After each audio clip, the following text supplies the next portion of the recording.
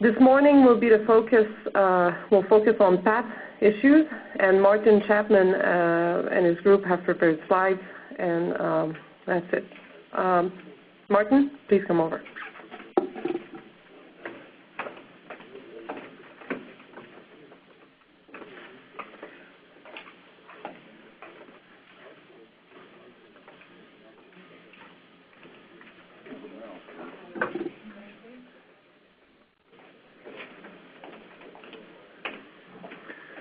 Well, good morning. I'll be sort of summarizing the status of the work that the PATH group has been addressing here. This first half of this will deal with crustal properties, inputs for primarily for finite fault simulations, which are, I think, the first main goal of the group is to provide input for the finite fault simulations. The working group is myself, Gail Atkinson, Ken Campbell, Dave Board, Bob Herman, and Walt Silva.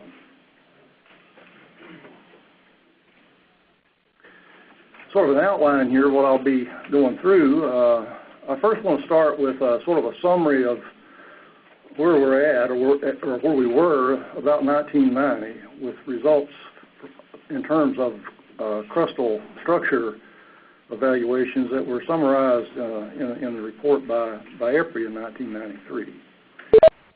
And then I'll go through the work that we've been doing here recently within the PATH group for coming up with some representative velocity models for the northeastern United States and southeastern Canada, particularly for the finite fault group simulation exercises.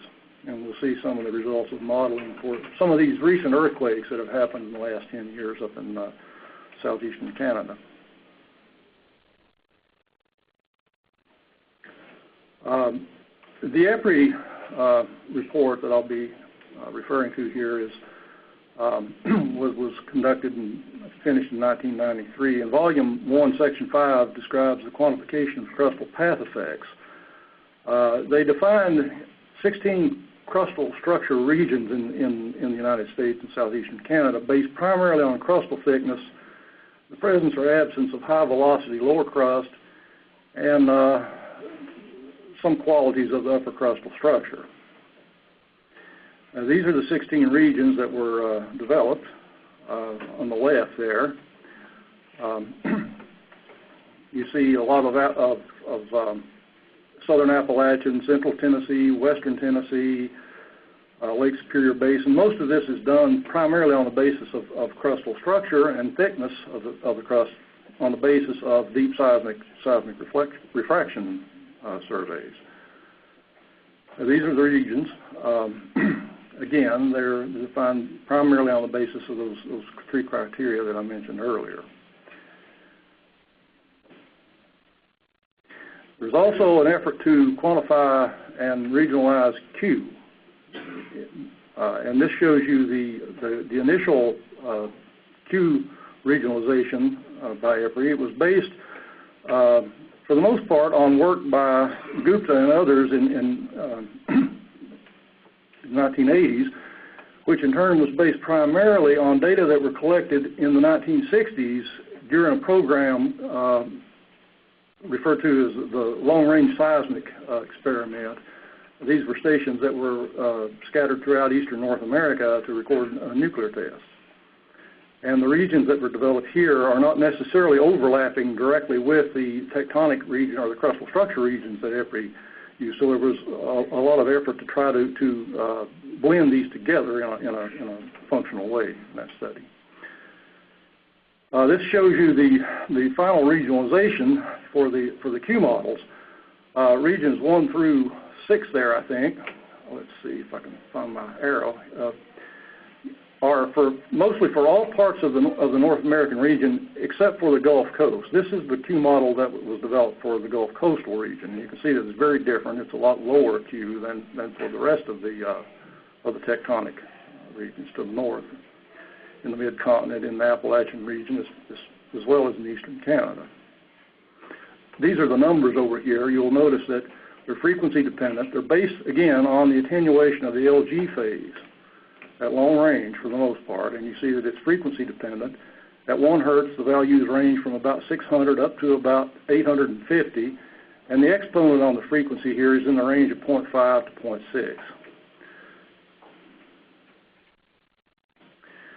Now, in addition, the EPRI study extensively tested the effect of crustal structure within a given region. Some of the objectives were to find out just the sensitivity of how big an effect does the crustal structure actually have on the ground motion, and what elements of the crustal structure actually do have an effect.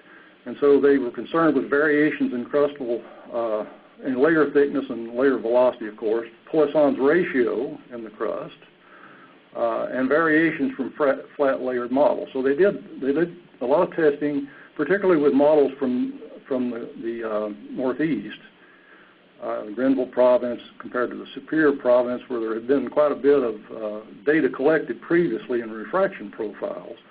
Also in the New Madrid area, where some of the reflection experiments that had been conducted in the 1980s had shown quite a bit of lateral variation in the structures. And also in the mid-Atlantic region in central Virginia, where experiments that were conducted in the 1960s, the East Coast onshore-offshore experiment by Hales and others, had shown that the moho under the Atlantic coastal, mid-Atlantic states at least, has a lot of variation between, to the west of the Blue Ridge front, thicknesses are on the order of about 50 kilometers estimated by that experiment, and whereas to the east, in the Piedmont and coastal plain of the region, the crustal thickness was on the order of about 30. So this was an issue as to what is the effect of a non-planar moho. So that was examined in this study as well. Again, a lot of effort was done, simulation, to quantify and examine the effects of this inter and inter-region variability of Q as well as structure. And in this study, they established criteria to determine a basis for actually defining or differentiating these regions. And here they are, these three criteria. The ground motion differences between the regions should have both statistical and practical significance. It makes no point in regionalizing these things if it has insignificant impact on the ground motions.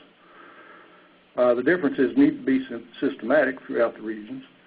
And they, of course, you need to be able to model the results in a robust way. So, again, a lot of simulations of ground motions were performed for these regions. Non-parametric fits to the data were made, and then there was a lot of correlation analysis to find out which regions were similar and which ones were actually different from each other.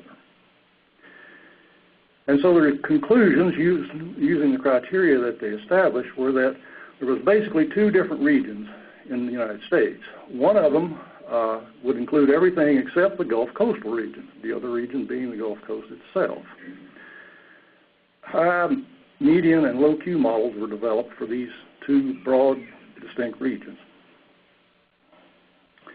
And here they are. That's the mid-continent up there. It's three layers over a half-space mantle.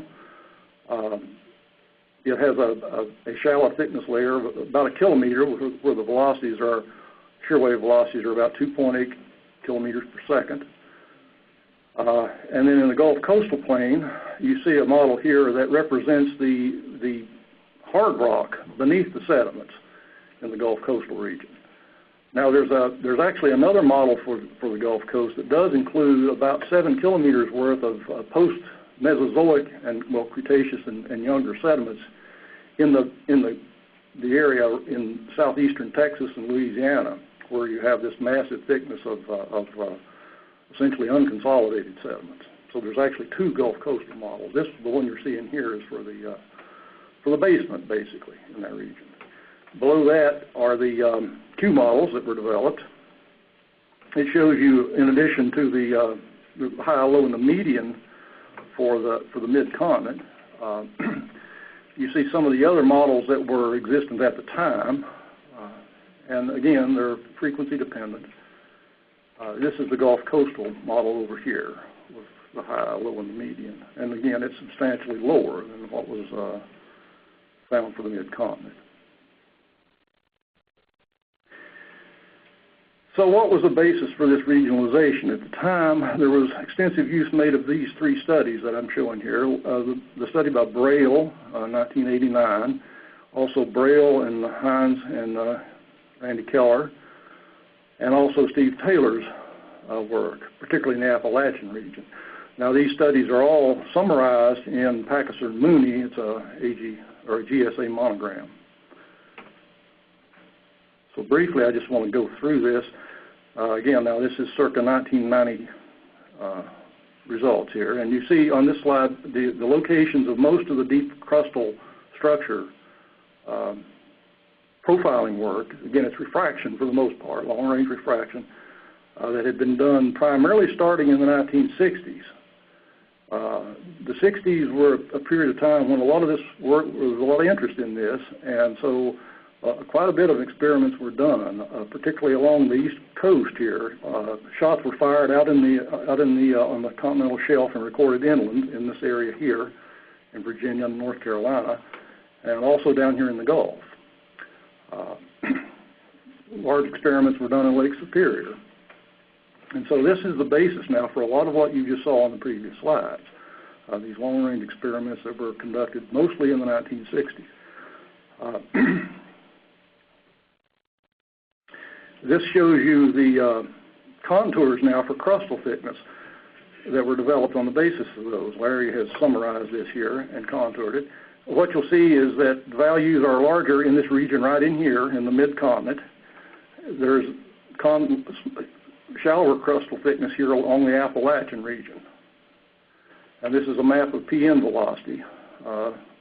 Some variation in upper mantle velocity has also been resolved by these studies. In the upper Mississippi embayment, there have been several reflection experiments conducted. This shows you Mooney and others in 1983, and then Ginsberg and others in 1983. I think there has been at least one more performed since then in this region. So this is reflection, and this shows quite a bit of lateral variation in the upper Mississippi embayment. These are cross-sections now developed on the basis of those 1990 and earlier studies that were assembled by Braille. This is the upper one there is at 37 north, and it's going from the Rocky Mountains eastward to the Piedmont region in the Appalachians. And what you see is that the Moho actually has quite a bit of topography on it. Apparently he has it mapped here at 37 north as being thickest on the interior low plateaus. That would be central Tennessee and Ohio and in that region. And then thinning a little bit, well, actually quite a bit here. He shows this big change in the depth of the Moho is in the Appalachian region in the transition from the Valley and Ridge province and the Cumberland Plateau area eastward across the Blue Ridge and into the Piedmont. That's one of the main areas here. That's actually, if there's any place in the eastern United States where crustal thickness is an issue, it's in the Appalachian region. Now, further north, we have lateral variations going from the Grenville province, which is exposed in southeastern Canada to the west, northwest of the St. Lawrence Valley, into the Appalachian region. Some of these experiments show that you have a very high velocity crustal material above the Moho from about 20 to 40 kilometers in parts of these regions. And the Superior region here in the mid-continent rift, that's a very complex area of Proterozoic crustal structure that was a target for a lot of these experiments.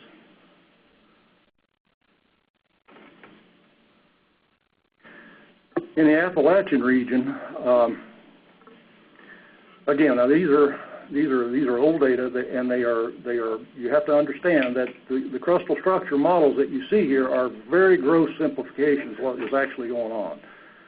These things are based for the most part on first arrival data, with very large station spacing. So the resolution here is really not good, well, compared to things that are possible now if you really have a large experiment.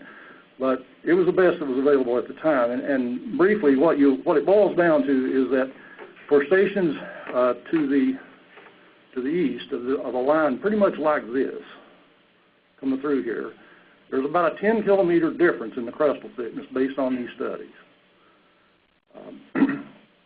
The largest crustal thickness in this region is probably right in this area right here. It correlates also with the gravity field. To the east, there's a rapid change in crustal thickness, at least in Virginia, North Carolina, probably in South Carolina as well as you come to the east. There's also quite a marked change in crustal thickness up here in this region. It's about 40 kilometers or even greater to the west, thinning to about 35 to 40 here in coastal New England, based on these older studies. Again, here's the contours. You can see thinner crustal crust along the Appalachian Piedmont and in the Avalon terrain up in New England, compared to the values to the west over here in the Cumberland Plateau area and the Appalachian Basin. Just a contour. Here's a Grenville Province, Grenville Basement over here in the northern Appalachians again. Mafic crust in certain areas and then a general crustal thinning toward the coast. The origin is wider in the southern Appalachians, so you have a zone, a wider zone of transition. This is in the Blue Ridge area right here. You see the Moho coming up, and this is in mainly in the Piedmont and coastal plain area, thinner crust. Okay, now there have been studies since. Not so many major experiments using reflection and wide-angle reflection and refraction have been performed in the region, but there has been quite a bit of work done using broadband experiments, portable or deployments of broadband instruments, to record not only gross crustal structure, but also to image the transition zone in the mantle. That has been an area of a lot of recent interest. So some experiments have been deployed in a passive way to record teleseisms and convert that data to receiver functions mainly to focus on the upper mantle transition zone, but also these things have the capability of resolving crustal thickness and also some information on VP-VS ratios in the crust. So this is one example. This is what's called the FLED deployment. That was, again, a deployment of broadband sensors from starting at the ANSS station down here at Disney World and extending all the way up to Edmonton. And this was operated for about a 6-month period of time, and it collected data from teleseismic P-wave signals coming from earthquakes at various locations around the world. Now, this process basically converts scattered P-wave arrivals, teleseismic P-waves. It deconvolves essentially the radial component of the initial P-wave arrival from the vertical, or you actually see the way you deconvolve the vertical from the radial. And what you get is a function that represents the scattering or the conversion of P waves to S waves. And so it's very sensitive to the shear wave velocity impedance contrast in the crust and upper mantle. And one of the things that it does do is it resolves the moho. Now the problem is that it doesn't tell you exactly how deep the moho is. It provides information, again, primarily on the crustal VP-VS ratios. But nonetheless, if you can get an average value for P-wave velocity, it is actually sensitive to relative changes in crustal thickness. And this shows you the crustal thicknesses along that FLED profile. This is Florida down here. They've got it at about 33 kilometers, deepening here to the north and west into the Appalachian region. Spot my cursor here. It's right there. It's down to about 50, and stays around that range until here, which is actually to the northwest, up in just to the northwest of the New Madrid zone. So if I can back up a little bit here.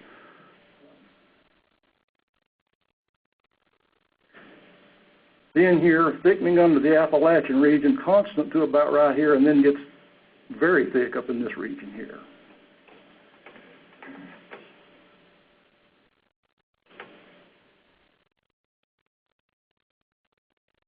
This shows you the VPVS ratios that they've got from the data. Also, now we've got the portable array. I'm just basically talking about data now. This is stuff that's out there that's being collected as we speak that actually has some relevance to in terms of the things we're trying to accomplish here. It deals with crustal thickness. This is an automatic thing that's being generated as the data collect from teleseismic arrivals. This is Tom Owen's thing that he's developed. And what this shows you now is the crustal thicknesses that are being calculated automatically using receiver function analysis on the TA array, on the EarthScope array. Now, it's a little bit further east now. It's actually into Arkansas and Louisiana now, I think, some of the stations. But you see the yellow-colored dots right here in the Great Plains indicate that the crust in that region right in there is thicker than it is over here. Now, the array is not where we need it yet. It's still far to the west of the Appalachian region, but the stations that are already being recorded out here also show the same pattern that was revealed by the experiments on previous, from the 1960s and 70s, and that a lot of the stations here on the east, on the seaboard, eastern seaboard, have crustal thicknesses in the range of 30 to 40 kilometers. Whereas there's quite a few here back in Ohio and so forth, Indiana, that are obviously thicker than that.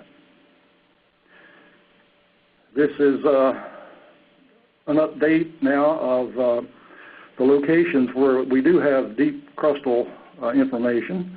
This is by Chulick and Mooney, just showing you where that data exists.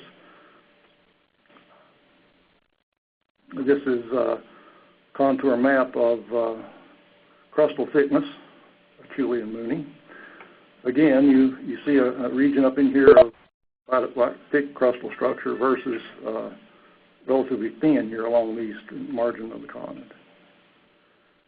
Just a comparison, thick here, thick here. This is average P-wave velocities and in the crystalline rocks, and this is the shear wave velocity in the crust as well. Not nearly as well constrained as the P-wave velocities. Mooney, and this is a paper in press showing the thickness of the sediments in the region. And you see, of course, down here you've got a really massive thickness of sediments in the lower coastal plain in the Gulf region. Okay, so now I want to change and cover in the time left. I think I'm down to about 5 minutes. I want to show you some of the results of modeling the waveforms from some of the earthquakes, recent earthquakes up in southeastern Canada and New England area. This shows you the results of. Oh, you have 30 minutes. Oh, I'm seeing 4:55 on the clock. Okay, well, I'll stretch it out then. Well, I don't have my trumpet, so I can't entertain you, but I'll try to do something here. Okay, all right. I was getting worried. All right. There's a recent paper in BSSA by Viegas and others that have looked at that have modeled actually the Ossabaw Forks earthquake in New England, in New York, a few years ago. And in doing so, what they did, they took the existing, not all, but most of the existing crustal structure models for that area, and compared those with the data from this earthquake. And what I'm showing here are the models that they examined. They included a model by Saikia in 1984, Somerville 89, Somerville 2001, Hughes and Lutgart, which was a fairly extensive refraction study that was conducted from New York eastward into New England across the Grenville-Appalachian transition zone there near Lake Champlain, and then an earlier model by Helmberger. And Also, there's one other model in there that I'll mention as well. The 2001 Somerville model was basically the mid-continent model, I think, from APRI, 93. Now, what you'll see here is that, again, we're looking at two sets of models, basically. One model is for the Grenville province, the other is for the Appalachian. The Grenville models have about a crustal thickness of about 40 kilometers. Where's my arrow? Here we go. Down here. And then there's some models like Appalachian 1 and H5 there that have crustal thickness of about 35 kilometers. I've put in another model that I've been playing with that actually has it differs from the others in that it has a gradient down to the mid-crustal level here, about 20 kilometers, and then a gradient in the lower crust here. So that's the one that's got all the little steps in it. That's the one that I sort of cobbled together on the basis of all these. And you'll see that this thing that we're calling Northern Appalachian 2010, the black line here, it has a complicated shallow part up here, about 1 kilometer, that basically represents a randomization of the shallowest part of the crust. I'll come back to this in the next presentation, but first of all, I want to show you the results of modeling using that 2010 model, the one that I've assembled. I want to show you the results of using that to simulate the data from this recent Val d'Ebois earthquake. Now, the solution for this, the epicenter is there. There's only one earthquake. Actually, there's 2 stars. But the stations here shown on the map, this is all from Bob Herman. These are the stations that Bob used to invert for the moment tensor for the earthquake. And it's a deep earthquake. It's 22 kilometers, about a magnitude 5. It's a reverse fault as well. There's a strike and dip in the rake of the nodal planes. Now, these are the stations that I have done simulations for so far. Some are short period, some are broadband. There's other broadband data, strong motion data available that I haven't looked at. I think most of it is from down in the Ottawa area. But what we're looking at next here is going to be the weak motion data, some short period verticals and some broadband. Okay, yeah, I forgot I had this in here. This shows you the details now of this velocity model that I've been looking at. Here is the whole crust. Now I'm using this is an issue, the treatment of Q. It's not so important for what I'm going to show you because these stations are inside 200 kilometers and the Q really isn't all that big an issue, at least simulating the seismograms at frequencies up to just a few hertz. But it will be an issue at larger ranges. And what I'm using here is a model that's very similar to all the ones that you saw in the previous slides, which shows that the Q is in the range, at least for the LG phase at long range, is on the order of 500 or 600, 700 times F to the 0.5 or so. So this is representative of a lot of other published relationships. And it's applied to all the layers in the model. Now the Green's functions that I'm using in these simulations were created using Bob Herman's wave number integration program. So it includes the full wave field. Of course, it's a layered model, so it doesn't have 3D scattering effects and so forth that are actually very important for simulating the high frequencies. So I'll show you velocity seismograms up to a few hertz. And this is the shallow part of the model down here where I've incorporated a kind of a randomized decrease in velocity with depth down to about, in shear wave velocity, down to about 3 kilometers per second at the surface.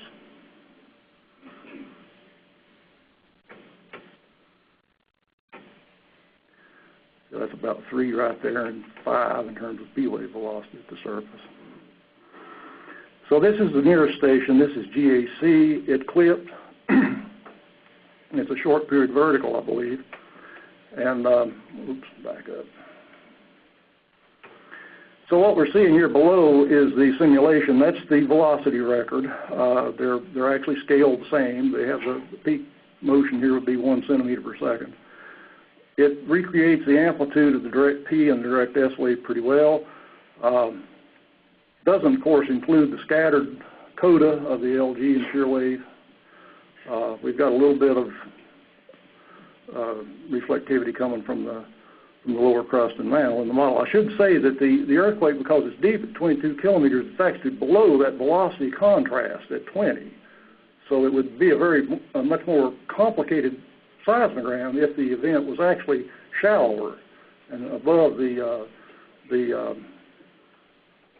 mid-crustal layer there. So it's deep, and it's therefore a very simple earthquake in terms of all the crustal reverberations that you're going to generate when you have a shallower event. That may be good. It may not be for validation. I think it probably has some advantages for a validation event because it is a simple earthquake. This is down at Ottawa. This is a broadband station. It clipped too, but not very much. I mean, it didn't miss a lot. The spectrum would be affected by that, but these time domain signals that you're looking at really don't. They're realistic, within a few percent. That's the fault normal component here. That's the real record. That's the simulation. That's fault parallel, and then that's the vertical. So again, the simulations are pretty realistic in terms of amplitude, polarity, and so forth. I should say that the source time function here was generated using a finite fault model realization, but it's being applied at a point. Okay. I modeled a Brune model using Zing's technique that he described yesterday. I used a target with a Brune source with a 100-bar stress drop. Adjusted the sub-event stress drop to match the high frequency level of the moment rate spectrum at for a 100-bar stress drop. This is at station TRQ a little further away. Again, it's a rock station. We've overestimated the direct shear wave amplitude somewhat. We're accurately reproducing some of the crustal phases here in this region. I believe some of this that we're seeing here is actually S to P conversion and not reflections from the lower crust. These are upgoing waves that are being forward scattered rather than back scattered reflections. That's yet to be determined, though. I need to do some ray tracing. This is PIMO. Now, this is a soil station. And you see that may or may not explain why the shear wave arrivals here are a lot bigger than what we predict. But again, we've got things coming in about the right time. So for this particular earthquake, the little model that I cooked up is actually predicting fairly accurately the arrival times of the major phases. Again, we've got good agreement with this converted phase right here. Overall shape of the direct shear wave pulse, and some of the timing actually is being reproduced in the late part of the signal here that's due to reflections from the MOHO and resurfaced down and up. We're getting all kinds of multiples from the MOHO. PLVO, that's a rock station. This one, I don't know what's happening. We're missing the target somehow here with the shear wave. It may be real because we've actually got a fairly good P wave simulation here, but the S wave arrival in the simulation is a lot less than in the data, so that's puzzling. This is down at Kingston, Ontario, at 200 kilometers. Overall, pretty good, I think. Now, the Riviere-des-Loups earthquake is probably one of the better, it's certainly one of the better recorded earthquakes up in this region because of the fact that it was here in the Charlevoix area with that has a lot of stations, of course. Again, this is from Bob. It shows his stations he used for the inversion to get the moment tensor. It's shallower. It's at 13 kilometers, so you can expect to have a more complicated set of seismograms. These are the stations that I've modeled so far. There's the earthquake epicenter, and these are the stations. This is the closest one, A64. Now, it's got some issues. It was driven pretty hard by this earthquake, and so I think this is mainly just an instrument response issue. It's not acting as an ideal harmonic oscillator, so the pulse looks wider. Same thing over here on the other component.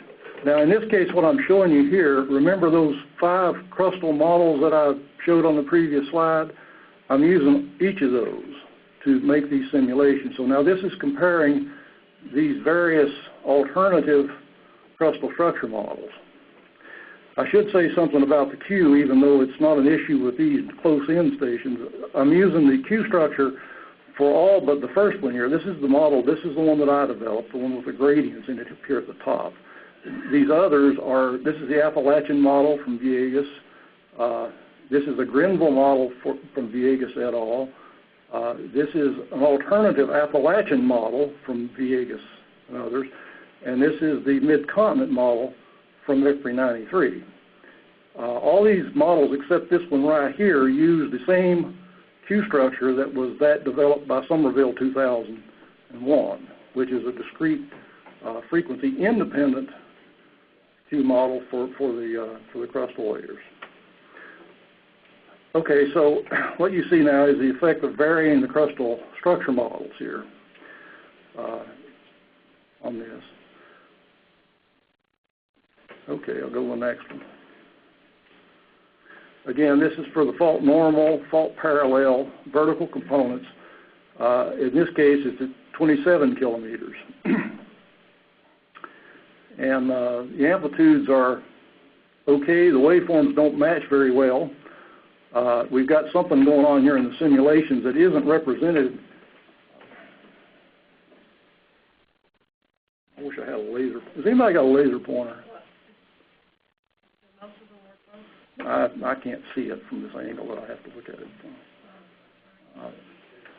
But I just wanted to point out that the simulations indicate that there's something going on in the upper crust that's actually not as well represented in the data.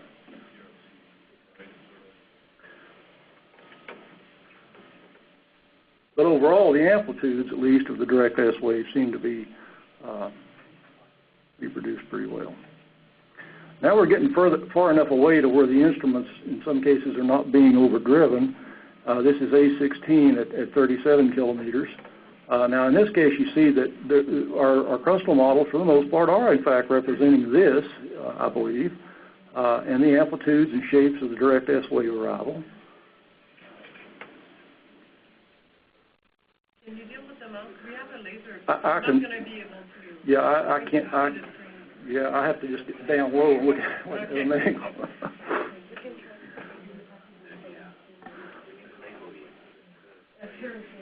But anyway, I'm just going through here and just showing you these simulations to give you some idea of what varying the crustal structure does. Now, as we get further away from the epicenter, we begin to see these reflected phases here due to the mantle MOHO transition.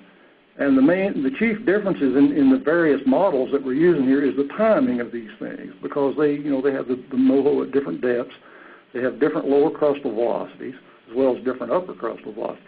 So the timing of the reflections themselves is the most sensitive parameter here, or at least the most sensitive result of varying the crustal structure models.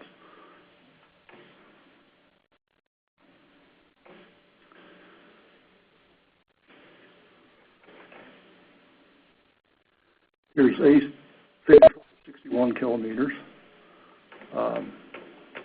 This model, I think, does a good job of reproducing this reflected time right here. Not a lot of difference in the predicted amplitudes of the phases for the different models. 66 kilometers on rock again. Here we're getting farther out now. But for this earthquake, by the time we're at about 150 kilometers, we're beginning to get the convergence of the direct S wave with the first mantle and upper crustal reflection. So the S and these lower crustal reflections begin to blend together and will eventually form a phase we call LG that travels along basically in a crustal waveguide. So you're beginning to see that effect happen at 115 kilometers, but still the arrivals are far enough apart in time to where they're actually separated.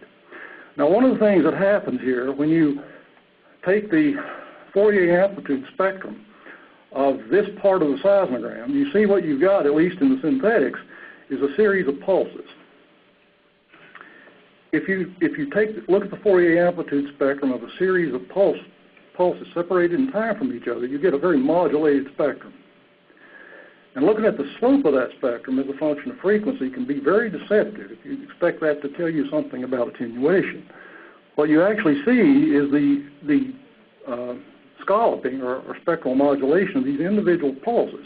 If you want to know about attenuation, you have to actually window out these individual pulses, which are it's not easy to do in the actual data there. You can see that there's some correspondence between the predicted arrival times of these pulses and what you see in the seismogram itself. But if you actually window out this section of this record right here and take its Fourier amplitude spectrum, you've got something that is actually reflecting the time intervals between these pulses rather than their frequency content.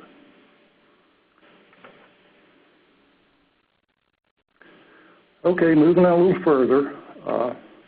Again, the major difference in the models is not the amplitude of these velocity pulses, in fact, but actually the timing. And that's as far as I've gone so far. That's at 211 kilometers. Well, excuse me, one more. So, work in progress. We need to compute synthetics at larger distances to compare with the data. Of course, we want to look at alternative Q models in the frequency domain, being very careful how we window our series, and then determine an optimum Q structure and velocity structure for these elevation events.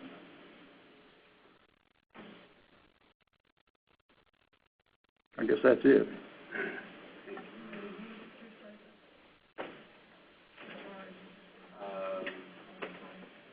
I think I can just talk from yours.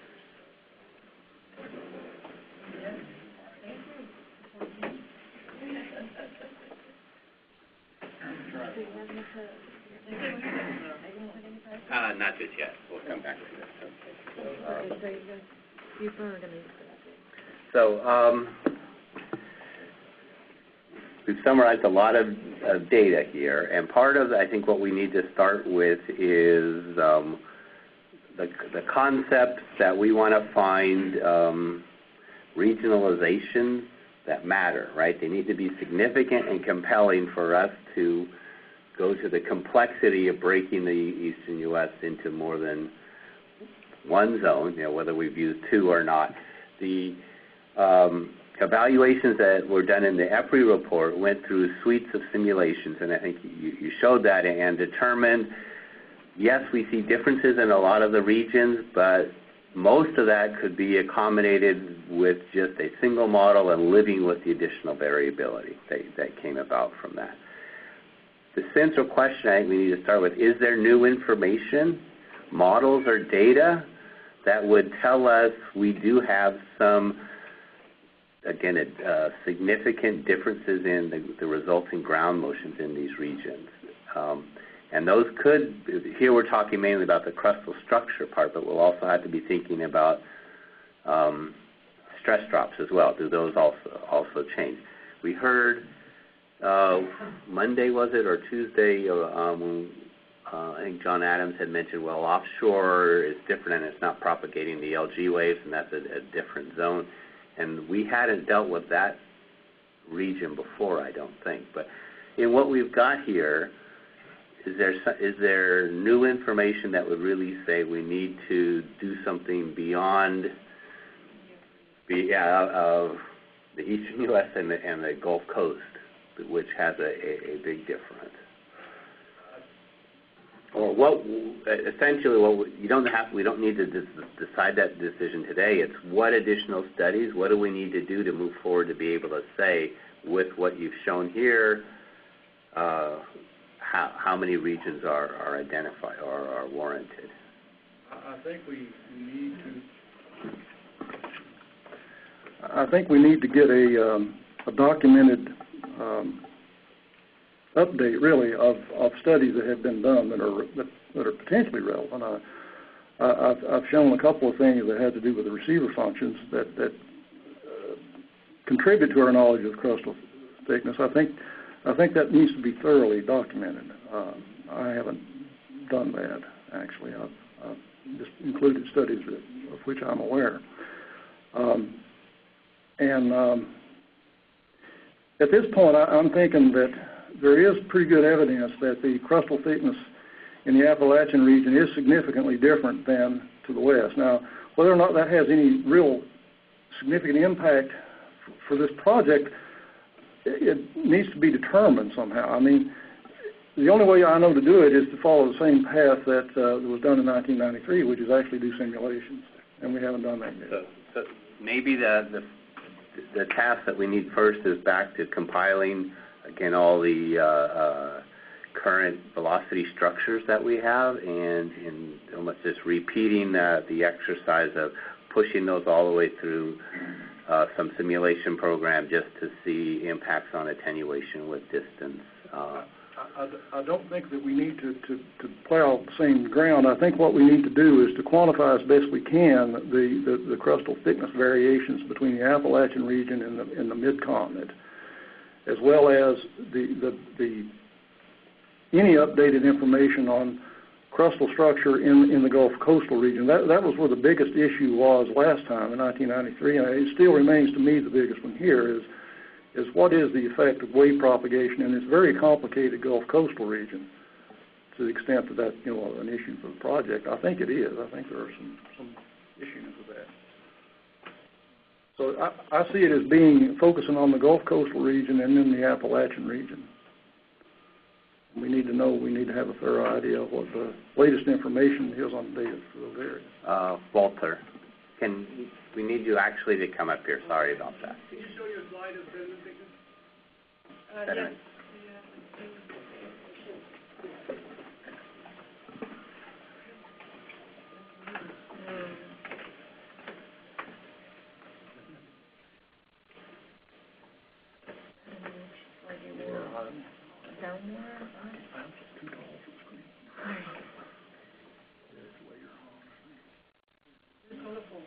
Yeah, it's bright red.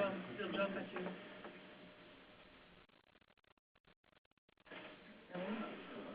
Getting close. Which one's easier? That's the one you want to see on? Sediment thickness. Oh, sediment thickness. And then you can just go forward. There you go. There we go. So good morning, everyone. That was a great summary that Martin gave, very, very complete. I agree with everything you said and several things you didn't say. Whenever I show this map of sediment thickness, the first thing people ask me is what's the S-wave velocity and what's the velocity structure within the sediments. We have that information, it just hasn't been compiled, and I think that would be useful. Another point is that one of the most fascinating places on Earth is the boundary between the Appalachians and the Grenville province, and the Osable Forks earthquake in New York State occurred exactly where we shot a very detailed seismic refraction line because the Air Force thought that the Adirondacks were pretty identical to a Soviet test site, so they gave us a lot of money to investigate the Adirondacks. I didn't disabuse them of that notion when they offered the money. Anyway, we recorded both P wave and amazingly clear shear wave arrivals on the vertical components, because sometimes when you shoot, an explosion in crystalline rocks, you get actually very good S wave. What we found was that the Appalachians and the Grenville could not have been more different. The Grenville province, that is to say, west of the Osable Forks fault. The Osable Forks earthquake occurred on that boundary between the overthrust, where the Appalachians have been pushed on top of the 1.2 billion-year-old Grenville. The Grenville is very high P-wave velocity, very high S-wave velocity, and the Appalachians are metapellites. You remember from college what a pellite is? It's a clay-rich. Anyway, the metapellites have a very different velocity. So if you were going to really do a detailed simulation of Osable Forks, you'd have an eastern model, which would be the Appalachian model on a dipping fault, 45-degree dipping fault, and you'd have a western model, as you were basically hinting at the end of your talk. And these models would really be very different in P and S. So in answer to Norm's question, you could make a regional, you could make an eastern or central U.S. regional model, but we could give you the shaded area, the error bounds on that model where things would fall. And the Appalachian model would be a lower velocity, and the Adirondacks and much of the Grenville, these are granulite grade metamorphic rocks. You remember granulites have garnet in them. I'm just kidding you. I won't go into petrology. But anyway, these are high velocity rocks. So this is the lower crust that's been brought up to the surface. So in some parts of the eastern United States, your seismographs are recording, on high density, high velocity, lower crustal rocks, like the anorthosites of the Adirondacks. And in other places, you're on an overthrust belt of the Appalachian, which is metasedimentary rocks. So that's 2 points. That is that specifically that we could put error bars on a regional model, put a gray shaded area saying that the velocity won't be outside this gray area. And secondly, we could give you all the velocities, the VS30 and other velocities in these sedimentary accumulations, which, some places they're 16 kilometers thick. Well, the thickness may not be that important, but you can see there's a lot of sediments to deal with, and these will affect. Like looking at your simulations, I could see in some cases there were converted phases, and in the data, P to S conversions and things like that, and these could all be modeled. Before you leave, if we go back to, can you show like one of the sets that we did before? So if we want to sort of know from our old starting point. Where was these models that we had at the old EPRI? Those regions. These regions, but we had one. So our charge is ground motion models. Right. Okay. So when we say differences, there could be very big differences in the P and S wave velocities, but if they don't show up in terms of rate of attenuation of S waves or the ground motion that results from it, we would then blur those regions together. Yeah. So part of what we have to get through is significant differences that impact ground motion. Okay, so what you've talked about is there are some key differences in the velocity structure, and we really need to push those back through the ground motion of the model to say, okay, which ones matter. What would help to know is what was done here back in '93 where we did that exercise. I'm sorry. The whole region, each of these 16 regions had a velocity profile associated with it, and some simulations were done. And while the crustal thicknesses were different and so forth, there wasn't that much difference in the resulting ground motion, or at least compared to our normal levels of uncertainty. What new information do we have now in these regions? Is there something that would be saying our velocity structures we used before were needed to be updated, or is there something that has changed that with the new studies that you've shown? Right. Well, I would say looking at this map, first of all, several of these regions were unstudied at the time, and by the time this report was issued in 1993. So, for example, region number 2, I think a guy named Lett, or so, I forget, he was, in 1953 they did some studies in region number 2. I think we can do better than, rely on that old data. The boundaries are, if you look at these boundaries, they're not really very geologic. I mean, they're sort of drawn the wrong way. We could probably draw them properly. Now, I would draw the boundary number 2, for example, over to Martin's Osable Forks earthquake. So it would be a defendable map, a map that really made sense. So I would say that, Norm, the differences in the velocity structure in the central and eastern U.S. being largely a Precambrian and Adirondack, it's not as big as California. So we're used to things like you're either on granite or you're on Franciscan, very different, or you may be in a very thick sedimentary accumulation somewhere like the LA Basin. So we do have to accept the fact that the eastern and central U.S. is not quite as large a variation in velocity structure as compared to the LA Basin. But still, it's significant. It varies from low-grade marine metasedimentary rocks juxtaposed to very dense, very high-velocity crystalline rocks like the Appalachian Grenville contact. And I think the question of significance is sort of a relative one. If it may be significant to one person, and another person may feel that, well, it's all the same. Yeah. So what I think I'd like to hear from our other TI team members is one approach here is to say let's go essentially update this kind of a map in regionalization of the eastern U.S. that makes more sense, or is more current, associate the suites of velocity profiles for that. But then we have to go through our step of running through simulations, looking at what the attenuation is and seeing what type of features we think we can actually try to model, and those that we're just going to say we're going to live with the resulting variability, and we just throw it into our standard deviation for simplicity. Here comes Paul. So. I'll just go with a quick comment on that. If you want to come and talk, you'll have to get up. Yes, Paul, please come over. I'm just going to make a quick comment. I want to remind ourselves that, again, like you mentioned before, we want the simplest model that makes sense, right? But no simpler. Right. I'm paraphrasing, it's pretty much what he said. And also we have to keep in mind that for that specific type of problem, what if we have an earthquake in one zone and then the sites in the other one? Are we going to go from one to the other? Is the trouble worth the difference we get? So that's just one thing I want to bring back to keep in mind in this discussion. Paul Spudich? Okay, thank you.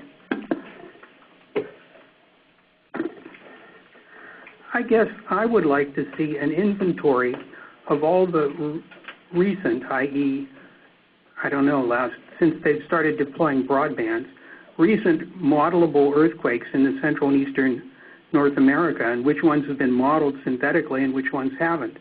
And the ones that haven't, can we get them modeled? Let's see what the raw data is, because for example, in Martin's slide, aside from the Villegas 2010, the most recent other reference was 2001. So I'm wondering, what else is out there that's been modeled and what hasn't been modeled that we can get modeled? Because I think the kinds of studies you're doing are critical, and we need to see how the ground motion actually is modelable by 1D structures.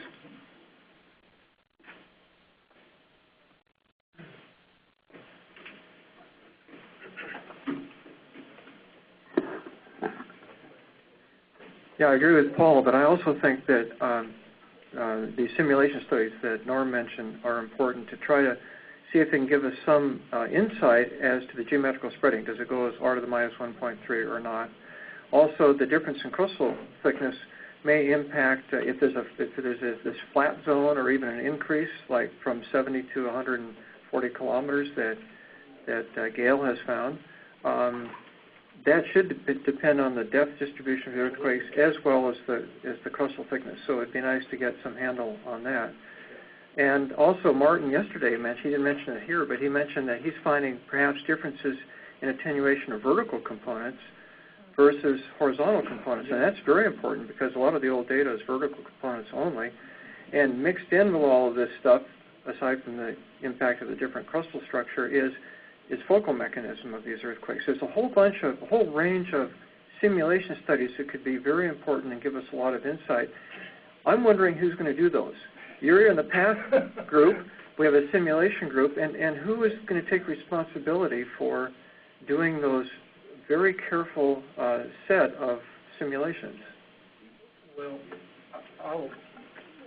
I can show you some stuff, and I will. That's the next presentation. I've got some of the things that Dave was talking about there, and I can show you specifically what the effect of on the vertical and horizontal components of at least for one crustal structure model, what the effect of the focal mechanism and structure is. But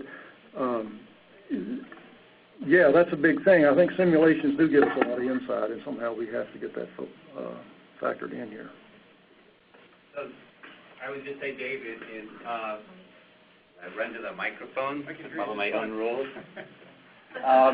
That what we need to do today and during this week is identify tasks or things that we want done. So getting to who's going to do it, it doesn't necessarily have to be in any of our working groups. We can be identifying contractors. Those are just, right now, groups that I think will help us with a set of expertise that we can call on a routine basis. But if an exercise like these simulations would be contracted out to some specific person or a group to do it. And the same with the idea of if we need an earthquake modeled, we would contract that particular task out. So we shouldn't be thinking we're restricted to sticking it into a particular working group to get it done. Paul. With the suggestion of taking some of those velocity structures and calculating spreading from them, we have to be careful where those velocity structures come from, because if some of them are derived from travel time studies, they may be completely erroneous for calculating spreading. So, we have to watch the pedigree of these models.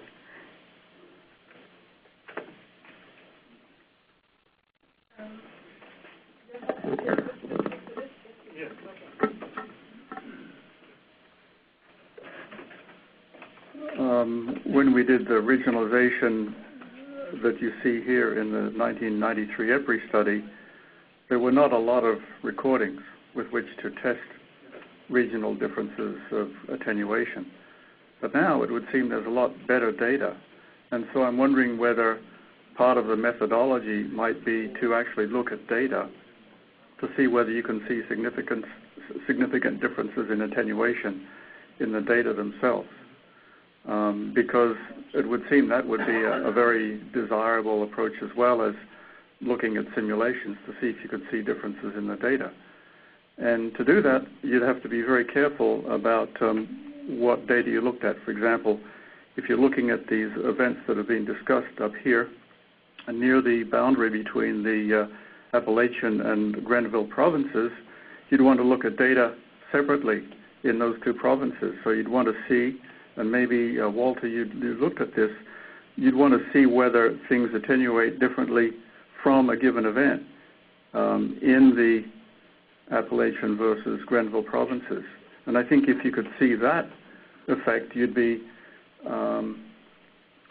removing problems of, the effect of depth and mechanism, because if they're the same, roughly speaking, perhaps you can isolate those effects. And a lot of the events are occurring near that boundary. So I would suggest looking at data from near the boundary between the Appalachian and Grenville provinces to see if there is a difference in the data. I really think that the EPRI 93 study had a somewhat disappointing outcome, because that mid-continent model, in the end, it's sort of a granite model, right? It's got a P-wave velocity of 6.5 just above the MOHO, and that goes to 8.1. So there's no Conrad in there, right?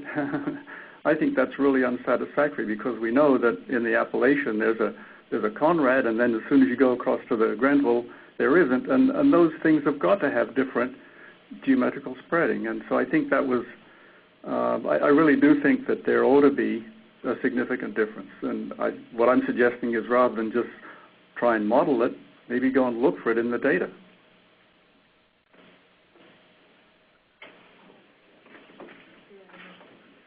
That was Paul Somerville, and Bob Herman is now coming to comment. Just a few short comments, maybe to follow up on what Marty talked about and what Dave Bohr mentioned. I think we should focus on first-order effects, what is crucial, instead of worrying about all the detail at the present. MOHO depth mechanism, perhaps shallow basin effects. With respect to Martin's presentation, synthetics are nice, but you have the ability there of low-pass filtering everything and saying synthetics can tell us something at frequencies lower than this. And at frequencies higher than that, we have to see what insight the synthetics might give us rather than worrying about the detail. Yeah, that's very true. The things I was showing you now, that's the velocity records. They tell you what the wave field looks like up to, in this case, about 6 hertz. If I'd shown you the acceleration records, the synthetics would not look very much like the data. And that has to do with the 3D scattering, the fact that the surface of the Earth is not absolutely flat. You get a lot of scattering from things just like topography in mountainous areas. So all these things contribute to the wave field. And the synthetics are good up to a few hertz. They do show you the amplitudes of those waves at those frequencies in comparison with the actual data, but they don't show you the really high frequencies. At least it's very difficult to model that in any kind of a deterministic way.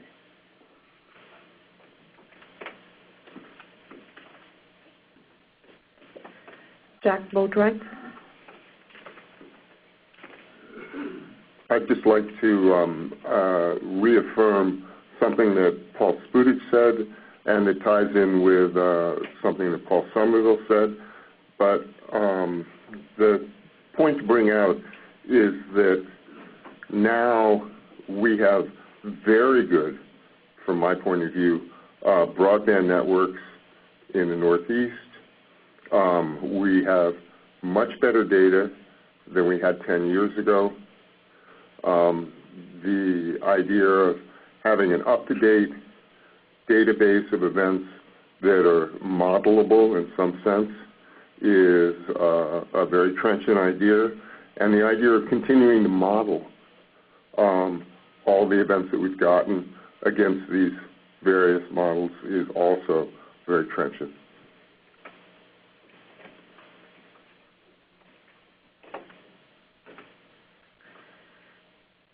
Gabe Doyle.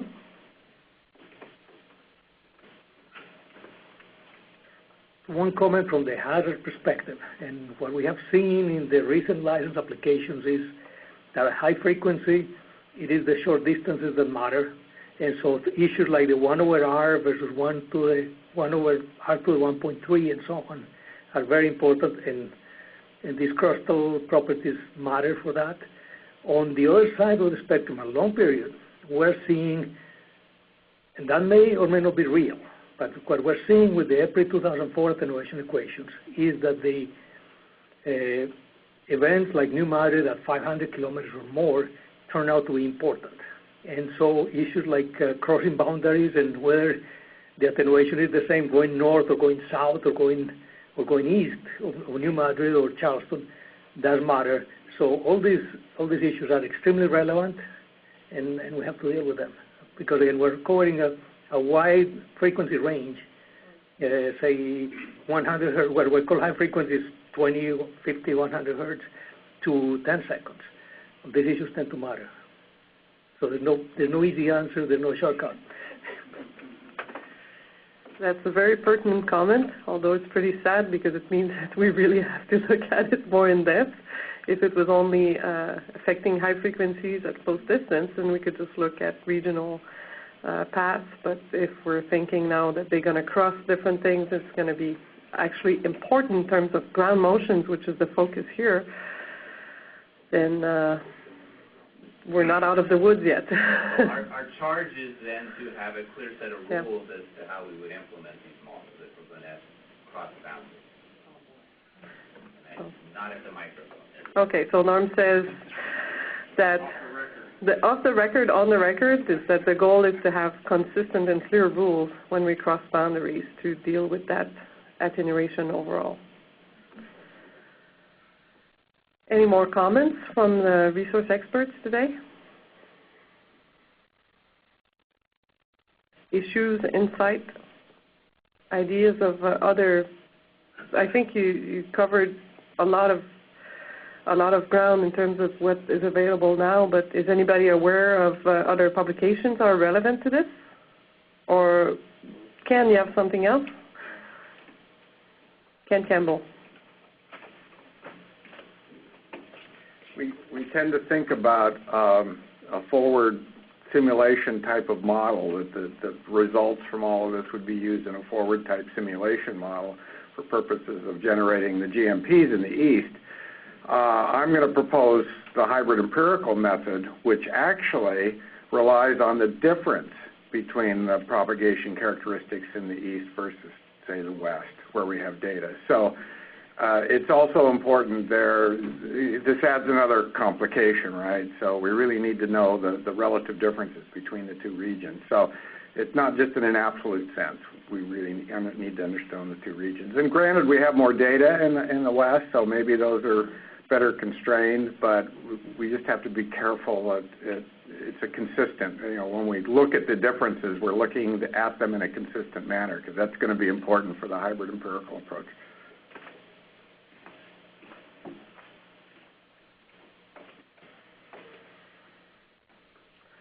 So in terms of a plan to resolve this, Norm, do you have a specific set of tasks, or you want to bring something else? One other question is, have you seen anything that is indicating we would have differences in this geometrical spreading in the first 40 kilometers between different regions, as opposed? Oh, I'm sorry, I'm jumping ahead. So I think that originally, I don't know because I was not doing it originally, but the agenda was prepared to treat the issues that matter for finite fault at first, then discuss them, and then have a break and talk about the things that matter more for point source. But it happens so that all these things are important and related, the geometrical spreading, the Q, and all that. So, so I guess after we'll conclude a few things, I guess, and then key elements. We'll take a quick break. Martin will go back and talk more about the geometrical spreading, and I think this will open more to a group discussion on all those issues together versus having them separate, because they are correlated too, and that's one of the major problems with this project. Problem or challenge.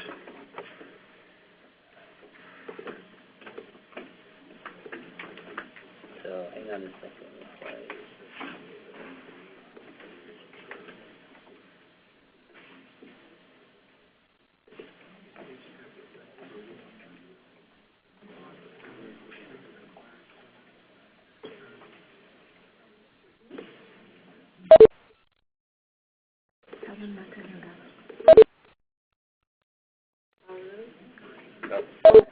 Yeah, gag on the phone, you don't have to hang up. Norm is going to show a few things.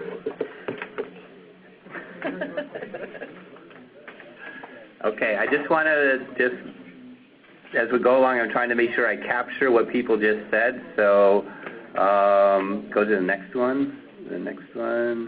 Okay, so this should be what we just talked about. What we want to get on regionalization data needs. One,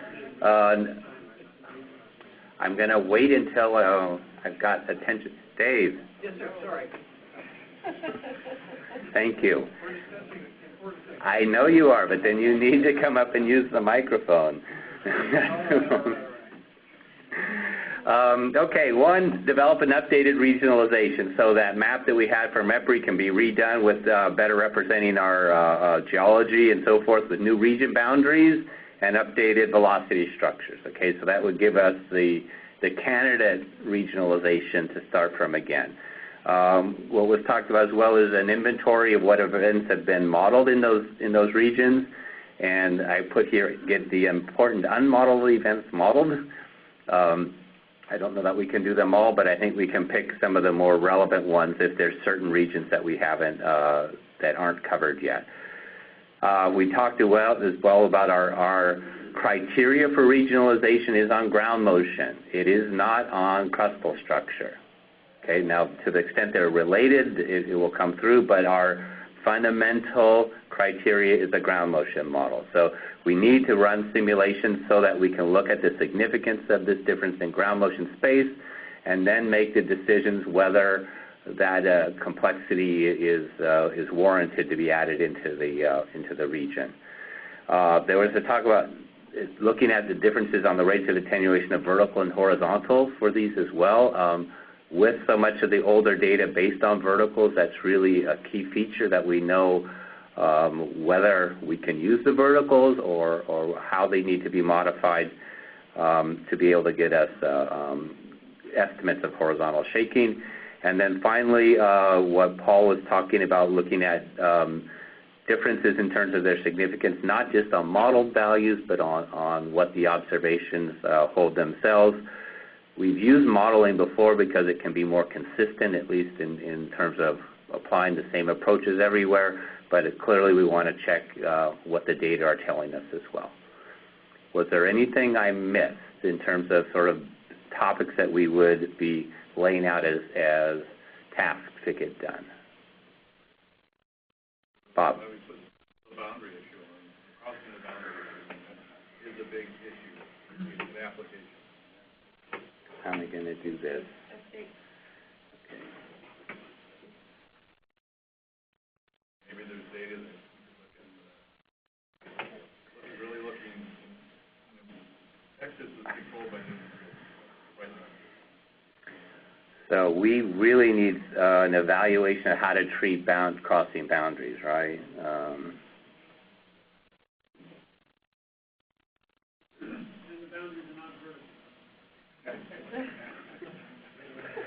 You physical people, you actually care about things.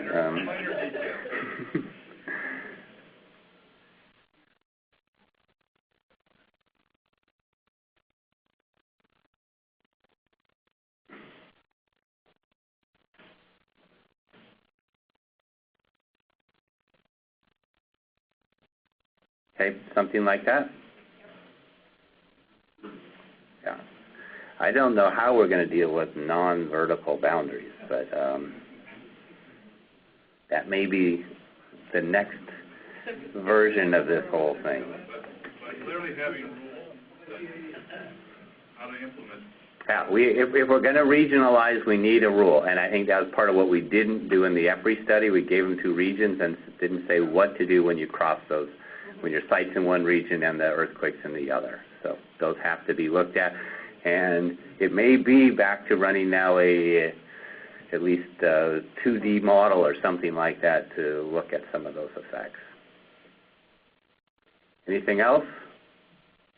Paul, Dave, Martin? Yes. Okay. This whole idea that Bob Young brought up about new matters in Texas. You got data needs. Something stronger that's a critical issue. I'm not sure how you would like to record of things here. I want to identify critical issues that all of them want to. So when we get through these lists, in the end, as with any project, schedule and budget will control what actually gets done. So there's got to be some prioritization. I think we can put here that this is a requirement for, if we have more than one region, we must have these rules. Okay? So you also wanted to put the emphasis on what data we need to gather to define security risk. Is that right? The rules are absolutely necessary. Yeah, that's... The data to get the rules is nice, but Okay. I can tell you, I mean, if Bob is running Hazard right now, he's making up rules for how to do it, right? So we can make up rules, but we also want to have some way to constrain those rules in any way possible.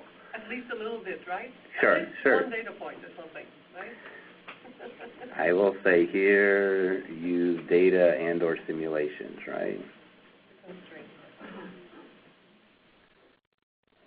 I'll capitalize Norm that. got angry. simulations for constraints. Okay. All right. Okay? Got the main issues covered, at least for this part. Let's go ahead and take our break as our tradition here to be a little ahead of time. And we'll go back to point source model. Quarter two, yes. 10:45. All right. Something just happened. I don't worry about it. Okay. Please just save it somewhere. We need that stuff.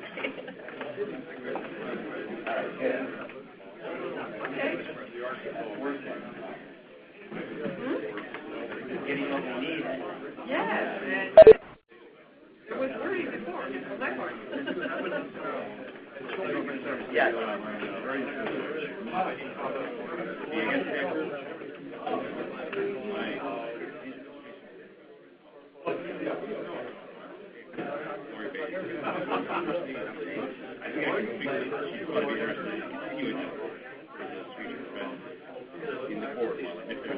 So what you need to do is send me that video and we'll have a record on that. Because we're going to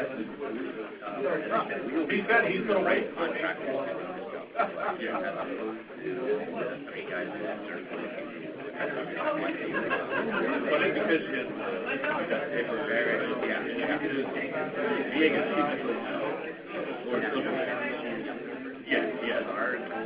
It's going to be presented, right? Yeah, after Martin, so I think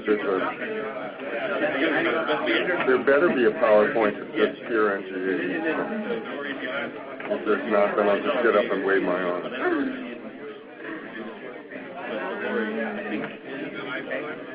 So send me a message and also remind me that.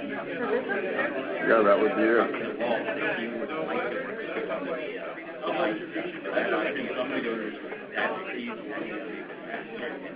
And you need like 10 minutes? Well, somewhere between the two. 10 minutes, probably. Depends if I, start blathering. I'll give you 10 minutes, and then if you need a little bit more, then you can go. Here, let me see. There you go.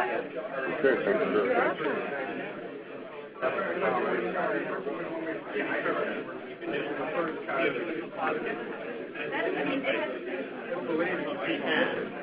Oh, yeah, we have. No, they've got a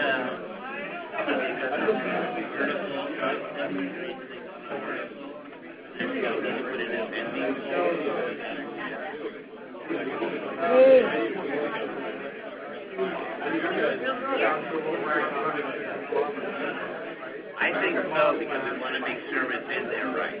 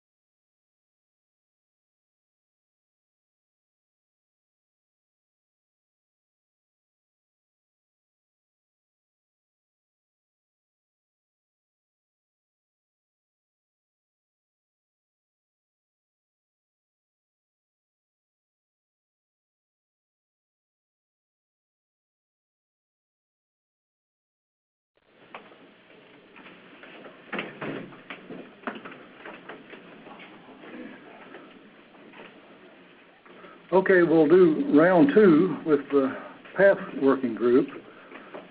This time I'll be talking first, an outline here. We'll talk about our technical issues that we've tasked with, and then I'll do a review of some of the work that Gail Atkinson and her co-workers have been doing over the past several years. Gail wrote us the working group a draft report summarizing her many years of major contributions, and so I'll take a few excerpts from that and show you, just summarize that for you.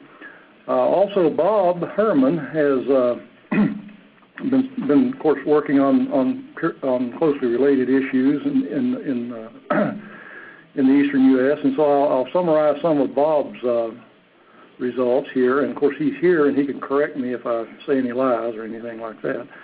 And then I'll show you some more preliminary modeling results that I've been doing to try to get a handle on geometrical spreading using simple Earth models at close distances. And finally, we'll touch on Q and then data needs and our work plans.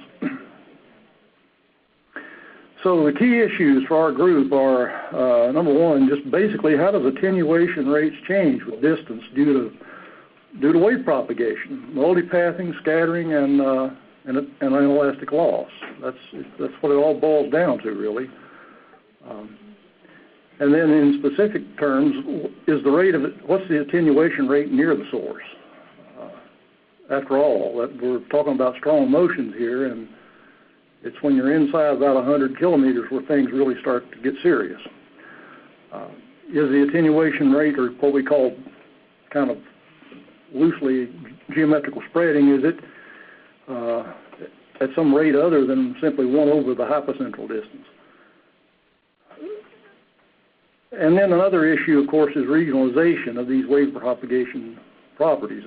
Do we have some kind of variation within eastern North America that we can actually well quantify? Okay, so I'll begin by summarizing some of the results that Gail has assembled over the years in southeastern Canada and the northeastern U.S. Again, now this is taken from a draft report that she prepared for this project. The shape of the attenuation function, this was addressed initially, I suppose, by Atkinson and Bob Merrow in 1992. Their database consisted of about 1,200 vertical component recordings from 100 earthquakes or so, in the range there from about 3 to 5. They found that the Fourier amplitudes follow a trilinear form. In other words, at near distances, less than 70 kilometers, the amplitude of the Fourier amplitude spectrum decreases faster than you might expect for a half-space geometrical spreading. In other words, faster than 1 over the hypocentral distance.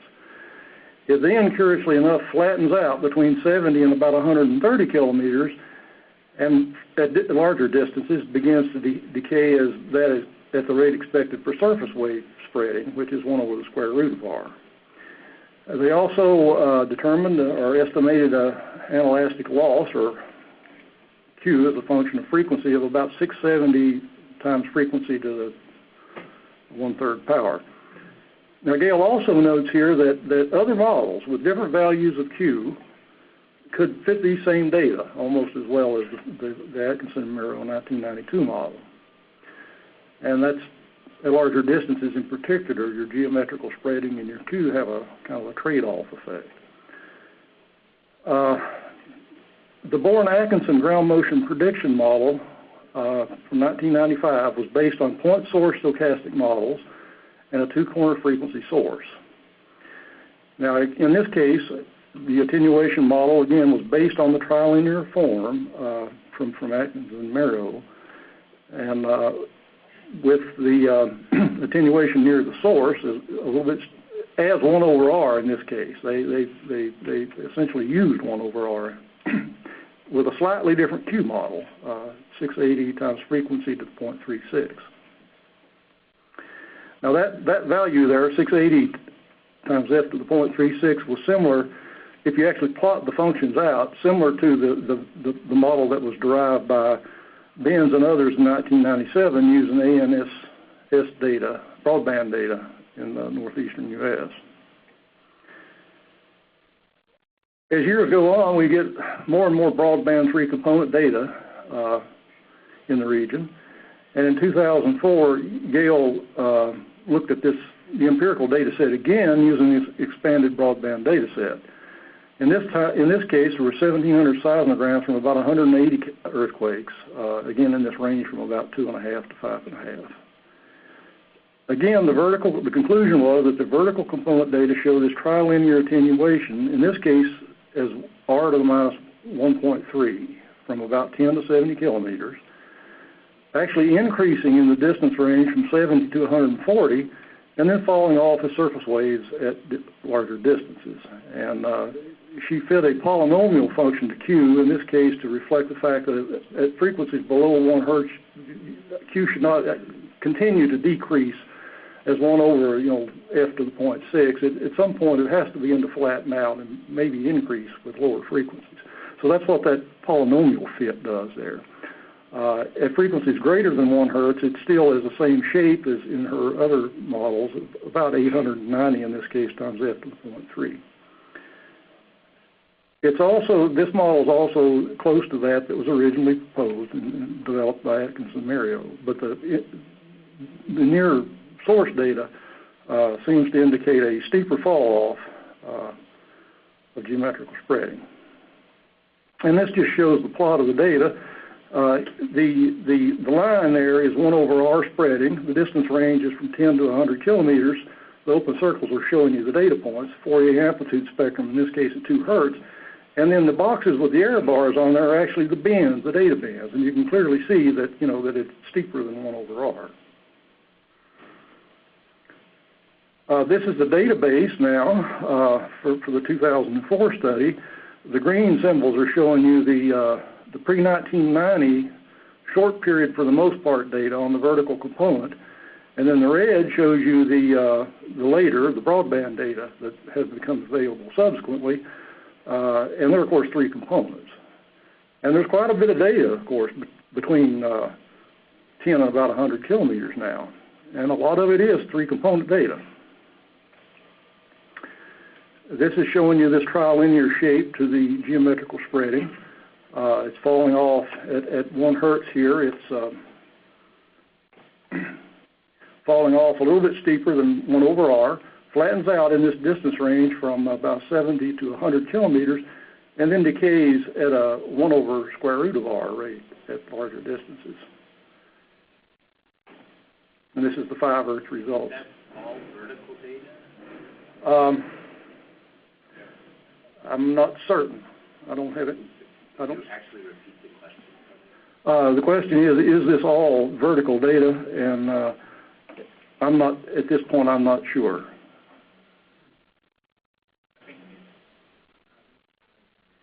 Yeah, I can't confirm that one way or the other.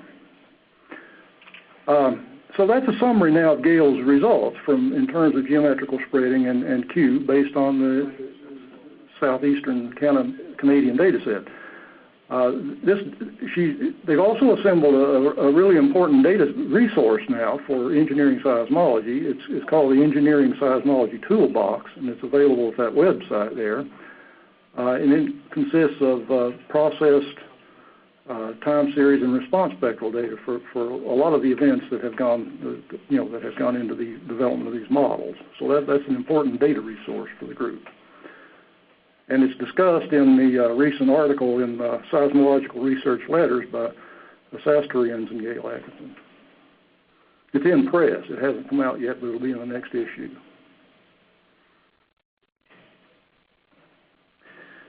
This just shows you the distribution of the data that's in the toolbox. The big symbols, the larger ones, are the horizontal components, and they're colored here according to the NEHRP site conditions, the sites. The small symbols are for the vertical components. Again, there's quite a bit of data now inside 100 kilometers. Okay, now I want to sort of briefly go over some of the results that Bob Herman has determined for the New Madrid area, small magnitude data from the New Madrid and Central Mississippi Valley area, as well as his examination of some of the small magnitude data from southeastern Canada and northeastern U.S. This involves recently submitted final technical report to the USGS that he provided to the working group. Now, his data consists of derived parameters from digital recordings of about 630 earthquakes in and near the New Madrid zone, including narrow bandpass velocity amplitudes. Now, Bob looks at narrow bandpass velocity time series in frequency bands, 16 bands between 10 and 16 hertz, or 10 frequencies between 1 and 16. He also develops duration based on the 5 and 75% interval limits of the squared velocity time series. And then he determines the Fourier amplitude spectrum based on those duration limits. So those are the parameters that he develops from the data set. This shows you the distribution of the earthquakes. Most of the earthquakes are in this area right here, which is in the embayment. And then these are the recording stations, also mostly in the embayment. This is the plot of the data in hypocenter and magnitude space, hypocentral distance. The majority of the data is smaller than magnitude 3, and a lot of it is inside 100 kilometers, which is very important to this project.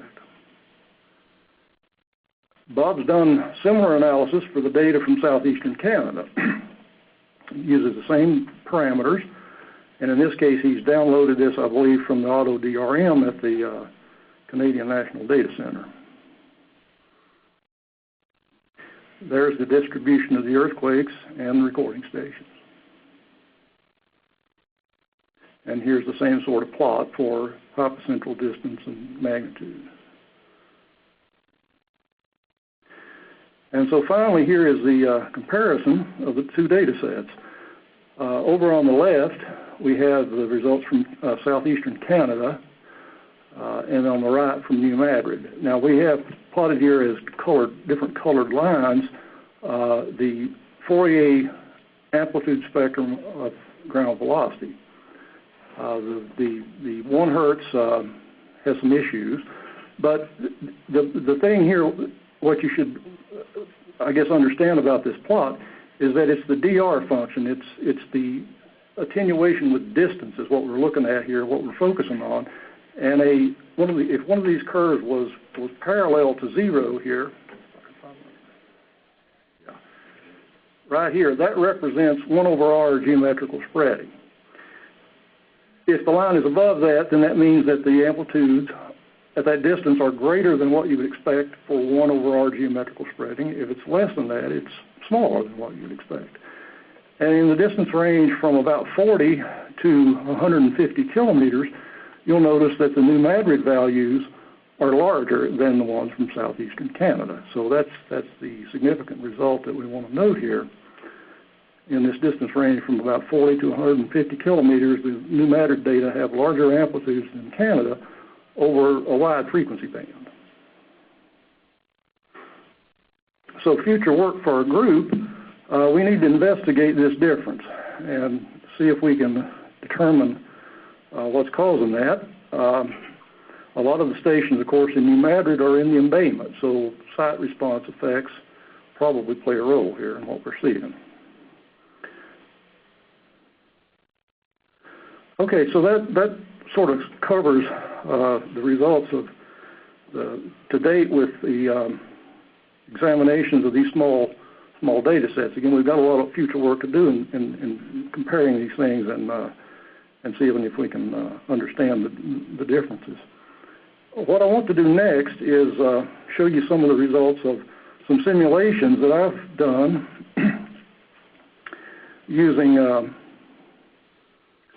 full wave field synthetics at distances less than about 100 kilometers. what I'm going to show you here, this on the left is the velocity model that I'll be dealing with. It's really simple on purpose because I don't want to have a really complicated crustal structure. So I've got a gradient here down to the moho. And up close, I want to use a kind of a realistic near-surface velocity distribution. So it's kind of randomized, but it falls off fairly quickly down to about 3 kilometers per second at the surface for the shear wave velocity.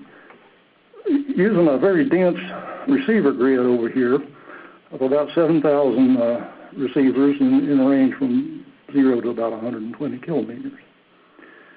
So we're going to be making seismograms for all the receivers in this grid. You've seen this before. What this is you're looking down on that receiver grid. This is the amplitude for the pseudo-spectral acceleration at 0.2 hertz. In this case, for a point source, strike-slip earthquake, at a focal depth of about 12 kilometers. This is the geometric mean of a randomly oriented horizontal, two randomly oriented horizontal components. For the strike-slip earthquake here, that's the horizontal here, that's the vertical component there. Same sort of thing for a thrust fault earthquake with a 45-degree dip. Contoured values are PSA at 0.2 hertz in this case. Next case, just show you what it looks like at 1 hertz and then at 8 hertz. This is a plot of hypocentral distance on this axis and the PSA amplitude on this axis for 0.2, 1, and 8 hertz PSA. I've drawn a line here showing you what 1 over R geometrical spreading should look like. And the solid lines, this one, and this one, are for the mean values now of the horizontal geometric mean amplitudes collected in 2 kilometer wide bins as a function of distance. Now each of these bins, because we're using so many receivers, we've got at least 30 samples at different azimuths around the source. So we're trying to simulate a real data set here. And the values that are plotted are the means. I could also show you curves for 16 percentile, 80 percentile, or median values as well. But these are the means, and what you see is that the horizontal components at distances greater than about 20 kilometers for this particular focal depth fall off pretty much as 1 over R, maybe a little bit faster. Whereas the vertical components with the dashes fall off very steeply in this distance range from about 20 to 40 kilometers, and then flatten out and actually increase the larger distances beyond about 80 kilometers for this particular model. That was for the strike-slip fault. This is for the reverse. The main difference being in this case that the vertical amplitudes are actually larger than the horizontals at close-in distances. But the same pattern of the geometrical spreading is evident in both cases. The horizontal components fall off as about 1 over R, whereas the vertical components fall off a lot steeper than that in the distance range out from over the source out to about 40 kilometers. Now, I did the same thing with the peak amplitudes, peak acceleration, and peak velocity. In this case, I just randomly sampled 400 samples in that receiver grid, vertical component and the geometric mean of the 2 horizontals. The open circles are the horizontal components, the solid ones are for the verticals. And again, you see this same pattern, the little line here that's kind of dim right there, that's 1 over R. And you see that beyond a few kilometers, the horizontals follow pretty well along the 1 over R expectation there. They're a little bit steeper if you ignore the really close-in ones, though most of the data are falling off as about 1 over R. And the verticals fall off much faster than that and then are flat in this distance range from about 60 to 80 or 90 kilometers, and then they increase a little bit.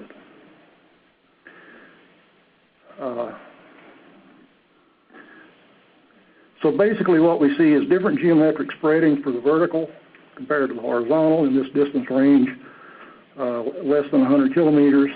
And we also note that the H over V amplitude ratio is a function not only of focal mechanism, in this case, but also distance. Just to reiterate what the velocity model is, that's hard to see, but it's a gradient with a lot of complication up here near the surface. Show you the data. These are the accelegrams that we simulated. This is the horizontal over here on the left. This is the direct S wave, direct P wave. This is 20 kilometer, 10, 20, 60 out to 120. You see reflections off the MOHO right here. And this is the vertical component. And what you'll note is that, back up, the vertical component, direct S wave, dies off very fast, and about 60 kilometers, the actual largest amplitude in accelegram is caused by the MOHO reflection. Now we can correct that easily for geometrical spreading by just multiplying by the hypocentral distance, and that's what I've done here. And you'll see that for the horizontal components, the direct S wave pretty much has the same corrected amplitude, whereas the vertical, again, is falling off a lot faster, and at larger distances beyond about 60 kilometers for this model, the peak motions are determined by the MOHO reflections. I may not be the brightest light on the Christmas tree, but after a lot of experimenting, this convinced me of what was going on. I simply used a half-space model, no velocity contrast, no nothing. It's just got a free surface. And here again, when we correct that for geometrical spreading, the direct shear wave on the horizontal component has the same amplitude. It's constant if you correct it with 1 over r. Whereas the vertical is falling off with distance, just like we're seeing with any kind of other model you want to put in there. So the answer is it's the free surface effect itself on the direct S wave. If you recall your seismology, the shear wave is usually polarized. You have a horizontal component and a vertical component. So if you're looking at the geometric mean of 2 horizontal components, you're usually, unless you're on the node, radiation pattern node, you have a component of what we call SH and a component of SV. And the free surface effect for the SH component is always constant. It's just a factor of 2, regardless of the angle of incidence of the wave. The vertical component of the S wave, though, is very different from that. It reaches a peak in this range of angle of incidence here from about 30 to 60 degrees, and then begins to fall off very fast for grazing angles of incidence. So if you translate that into distance for a simple velocity model, you expect to see a peak in the response of the vertical component to the direct S wave at fairly close-in distances, and then it will fall off rapidly at larger distances. So the outcome of all that is that for hard rock sites with shallow to mid-crustal focal depths, these simulations indicate that the horizontal component should fall off as approximately 1 over r, or a little faster, in this distance range out to about 100 kilometers, where the deep crustal reflections begin to kick in and actually exceed that direct arrival in amplitude. The vertical component basically sees the same effect, but at a much closer distance. The MOHO reflections will begin to dominate the vertical component at much closer distances because the direct S wave on the vertical decays so fast with distance. So from about 50 to 100 kilometers, the vertical amplitudes are being controlled by lower crustal reflections, whereas the horizontal components may or may not be, depending on the nature of the velocity model.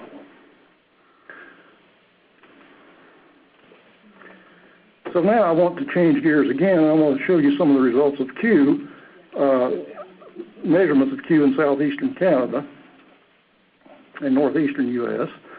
Again, just to review this, they're all frequency dependent. The value of about 670 to F to the 0.33, that's the value originally found by Atkinson and Moreau. In 2004, Gale had changed that a little bit, increased it up to about 893, and also got a model, proposed a model, a polynomial model here that is a little more complicated because it includes a change in that simplistic 1 over F to the 0.3 behavior frequencies greater than 1 hertz, she's accounting for the fact that it has to change at lower frequencies. There was a study done in 1996 by Shih, Kim, and Richards in New England looking at KLG attenuation, and they came up with these values here for these different regions.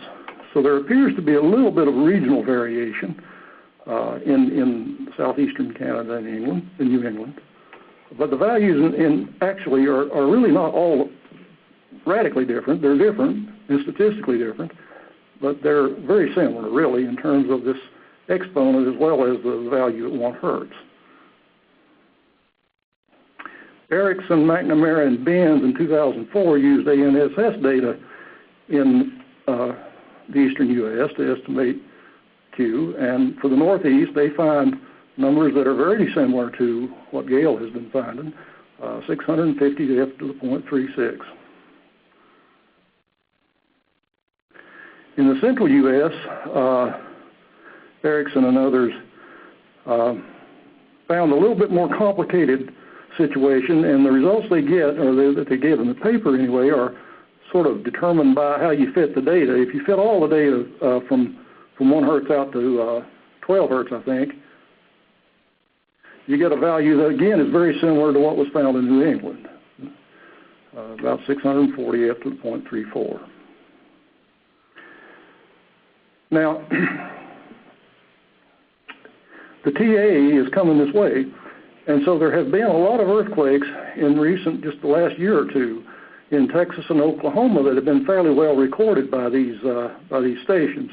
This shows you the October 13th, 2010 earthquake in Oklahoma. It was a 4.3, and this is from Bob's website, where he's showing you the locations of the broadband stations that recorded that event and that he was able to use in his moment tensor inversion.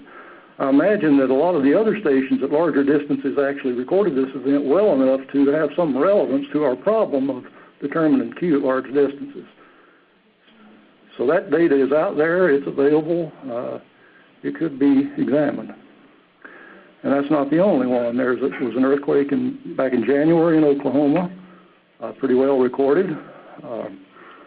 In August in Texas, there was a 3.5, pretty well recorded. Arkansas, this is getting interesting because these stations now are down in this area in the coastal plain and Gulf coastal region where we have some questions about what's going on in terms of attenuation. Another event in Oklahoma. So these EarthScope TA stations have collected a lot of data that's important. So to come back to where we're at with the path working group, our main issues are crustal structure and Q regionalization. And basically we have to determine whether or not the existing data indicate the need for more than a single generic type crustal structure. We might consider, well, some alternatives might be a cratonic mid-continent model and a Paleozoic margin model, for example, differing in crustal thickness. Say, for example, about 45 kilometers for the cratonic platform as opposed to something like 35 kilometers for the Paleozoic margin. I'm thinking mainly of the Appalachian region versus the mid-continent area. We might also consider alternative Q models for the crystalline crust, for example, in the Grenville province as opposed to the Appalachian region. There's some evidence for that as well. But the data to address this is, we haven't looked at it completely yet. Some of it's, I think, certainly relevant and needs to be examined. It includes these deep seismic reflection profiling results that I was showing you earlier, maybe seismic receiver functions, and certainly the data that's been collected by the ANSS broadband network and this EarthScope TA array. I think that's very important. And then as far as the ground motions inside 70 kilometers, we need to determine if they vary regionally across eastern North America on rock sites. We know they vary if we have soil in one place and rock in another. We expect that, but do they vary regionally on rock sites? what controls the geometric spreading in this distance range? Focal depth, certainly, I think. Crustal structure, mechanism, and component. We really need to confirm what's going on with the vertical versus the horizontal components. If they differ substantially, as theory would predict, that's one thing, but if they don't vary, then that means that there's something else going on. We need to understand that too. So again, we have got a lot of questions. We've got some data that we can apply, but it's a very difficult problem, even though our tasks are fairly simple, straightforward, you'd think.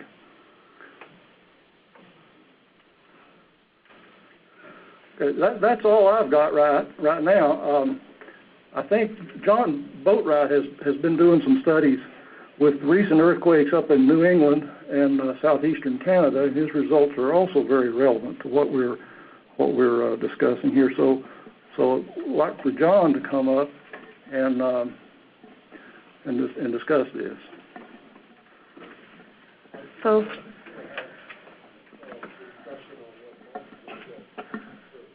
okay, that's fine. I just wanted to clarify, some of you saw there's two people who are not on the list of resource experts today. Jack Boatwright is my mistake, forgot to put him in today, although we knew, well, we were hoping he would present. And Walter Mooney, whom we invited, but for some reason we didn't get the registration. But he showed up, and I was happy because we wanted him to be a resource expert. So I just want to clarify that so people don't feel like, how come he gets to talk? My name is not on the list, and I'm forced to sit down. So that's why. So I'll try to do that. We have one more day. And so tomorrow in the morning, I'll try to tell you who are the additional resource experts so we don't have this issue. Norm, you have prepared a few slides to... Yeah. Those are reminders for me. So I'll start with some of the questions. If I go back to... Oh, yes. Can I go back to this one? Is this what you were working? Yeah, okay. The pictures. With Bob's stuff. Yes. So, I understand you're normalizing these plots with respect to 1 over r, and this may be for Bob Herman as well. So, if you have this kind of if you have a slope across here, I know what that means, but what does it mean when it comes down and then goes back up? Right?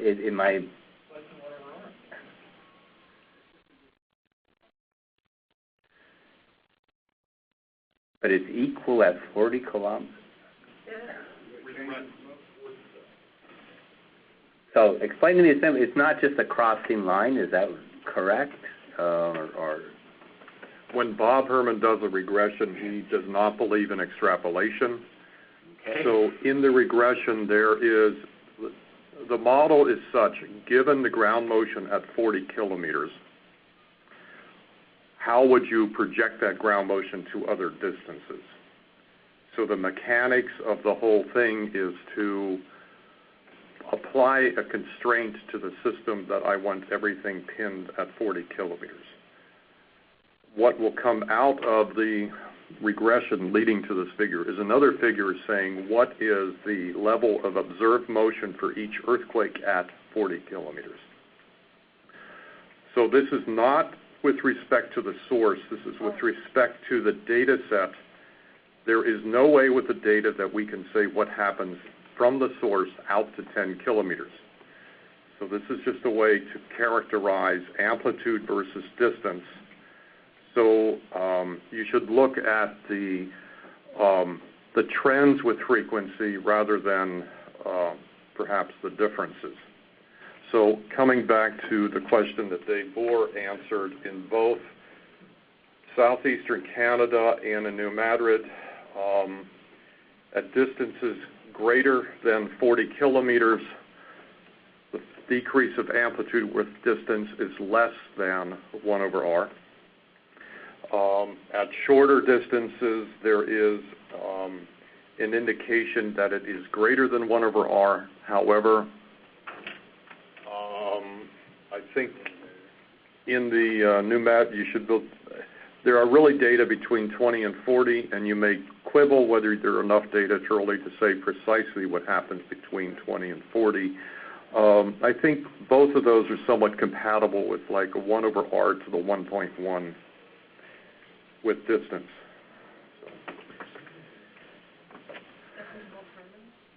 That was Bob Herman. That was Bob Herman. Unfortunately. Okay. The other general question is when we're comparing 1 over r in the point source model, that's in Fourier amplitude space, right, is what we plug in. Do we really expect 1 over r in response spectral values? So I think that one part of keeping track of what Martin was showing us, he has comparisons of horizontal and vertical, but I don't think whether they're 1 over r in S response spectral space necessarily, if it's steeper than that, or it doesn't necessarily mean it's steeper than that in Fourier amplitude space. Is that correct, Dave? I wanted to make sure I'm not, so that we don't get over-interpreting what we're seeing in these plots. And Dave is shaking his head. So. Well, Dave would come up, Bob Herman. The comment I have is that there is a difference between what you see in the Fourier space versus the narrow bandpass time domain space, and that extra difference is the effect of duration increasing with distance. So duration increasing with distance causes amplitudes to decrease in the time domain additionally compared to the frequency domain.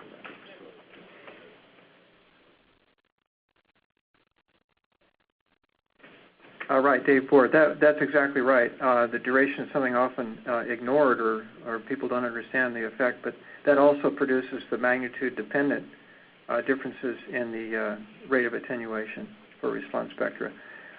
Martin had a slide. We had the PGA versus distance for the vertical. Can you? Okay. And you were saying, oh gosh, it looks like the horizontal is 1 over r. But I look at this and if you go in closer, it's a lot steeper than 1 over r actually. It's sort of 1 over r between well, about 30 and... Right, but at the distances that really matter, in fact, it increases. If we do the DAGs, often it's magnitude 5s probably within 20 kilometers that are important for the higher frequencies, shorter periods. Yeah, it's certainly true that really close distances, in this case, you're right over the fault. Right.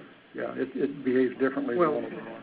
And presumably that's a radiation pattern effect that you're getting. When you're pointing. Yeah, I know, you're right. Okay, so presumably this is a radiation pattern effect that's producing this increase with distance, right? Okay. And reverse fault is probably, Bob showed something yesterday.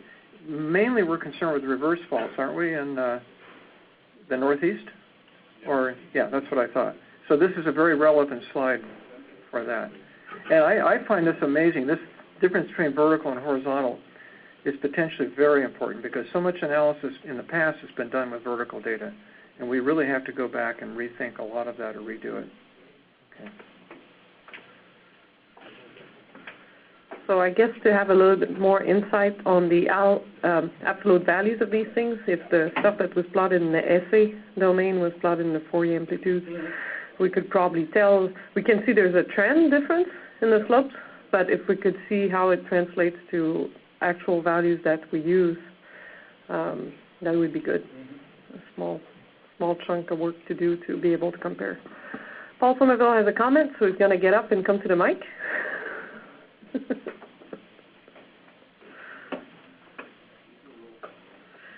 Yeah, and he listens too, he's good. Paul Somerville. I think the data that we were just looking at that Bob Herman analyzed may show the difference may be due to differences in crustal structure because the Southeast Canada data are from the Grenville province, which has no Conrad. There's almost no velocity gradient. So initially, obviously, geometrical spreading will be faster than 1 over r. And until you get to the Moho, there's nothing to turn energy back up to the surface.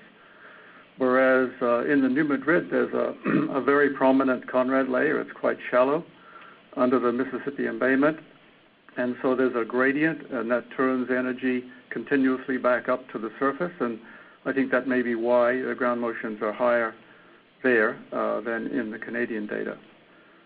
So I think logically the kinds of differences we're looking at here could be related in part to crustal structure, which again I think reinforces the suggestion I made earlier that there may really be merit in looking at differences in attenuation for parts of the East that do have the Conrad layer versus parts that don't. Now I have a question. Is there a way that we think we can combine those regions for both types of simulation to encompass those differences that we see there?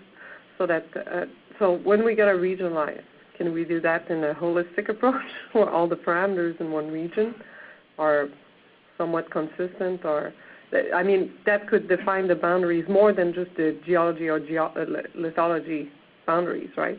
Again, we want effects on ground motion, so we should see what matters. So the geometrical spreading and the Q, I mean, we could have the same Q in both regions, but do you see what I'm trying to say here? And the way we're going to split that up, is there something that can be done this way to simplify the modeling? So I believe what our general approach is going to be is regionalizing in the end based on ground motion effects. Just the effects. So if there's a crustal structure difference and the ground motions are within 10%, we would just say we will live with that variability and move on, even though we've missed something physical, but it's not significant and compelling for what we're trying to do. So same if there's some kind of an offset that overall the answer gives you. Offset being offset and say you have more attenuation versus the Q can be sure. So there's you could have different sets of parameters that lead to the same answer. Then in ground motion space, that's where we'll have to make our judgment, because that's where we need to simplify things from. Speaking of correlations, when you talked about the Q differences, Martin, we know that whatever Q you get depends on whatever geometrical spreading you put in. Were those models based on the same geometrical spreading? The pictures, I forget where all our Q models were at the end. The one you just passed, the sheet et al. This one? Yeah. Yeah. Let's go down.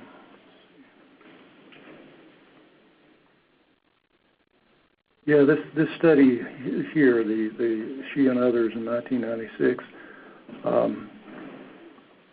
I don't want to go into to try to say too much about this because I've just recently reread this paper, but in this case they didn't assume any specific geometric attenuation model. That was one of the things they were trying to achieve here, was to do it an independent estimate of the of Q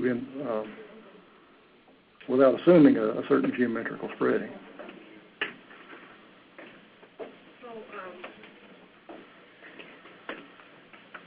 So Gail has just sent us a figure that should help us resolve some of that stuff. So you guys can continue the discussion while I retrieve that, and we'll see maybe we can bring her over to talk about this.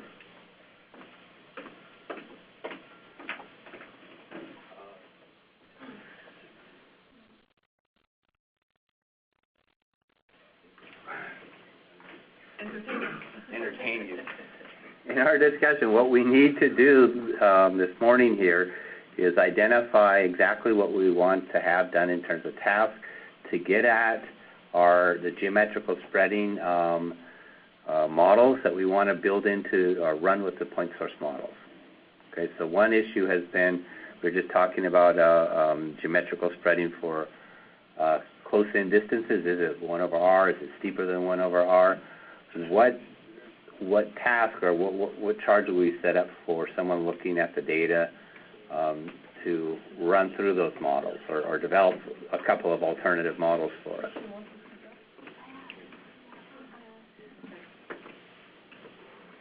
She said no? I haven't answered, yeah. We could unmute her and do that. Can you unmute her? Yeah. 519.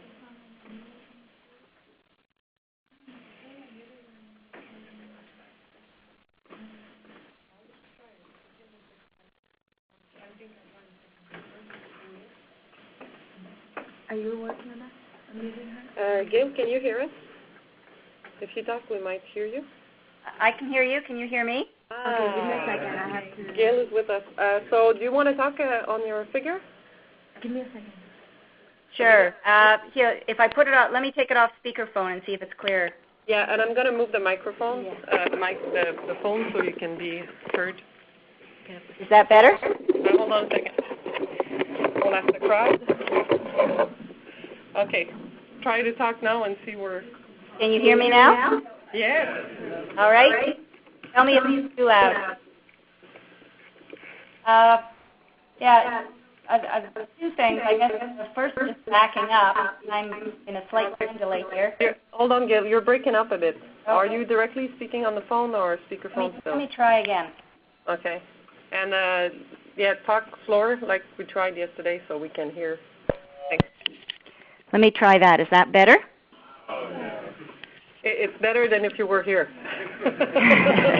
It's better than if I was here? No. Okay.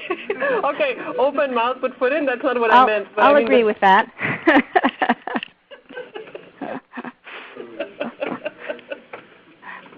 Okay, so I'm just catching up here. So just slightly behind time, the discussion that was taking place about 5 minutes ago on the differences in attenuation rate that Norm raised between if you're looking at Fourier spectra and if you're looking at response spectra.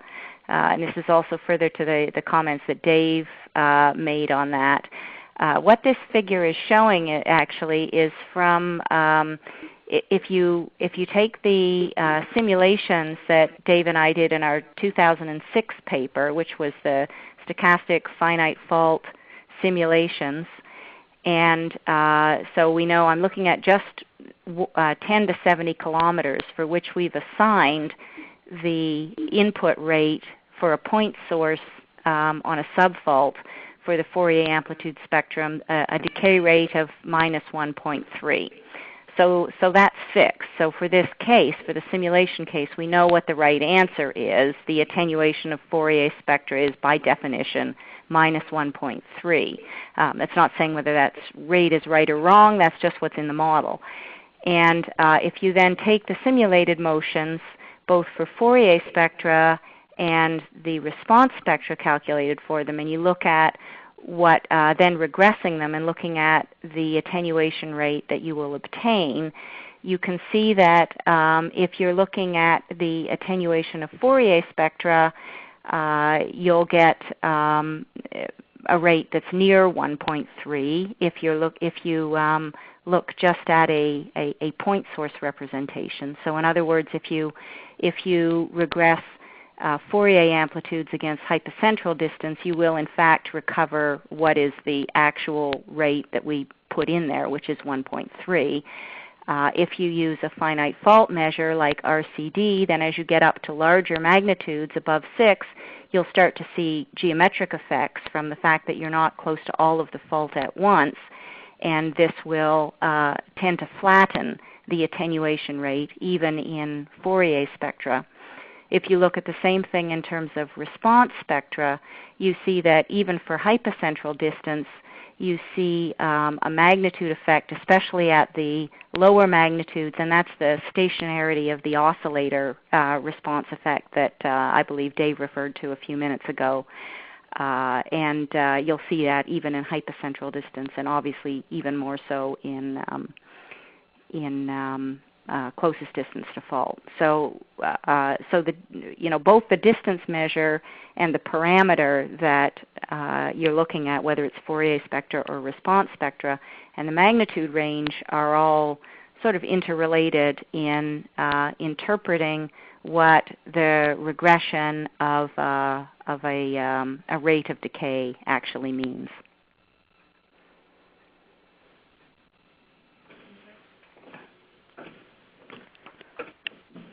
As in ready now.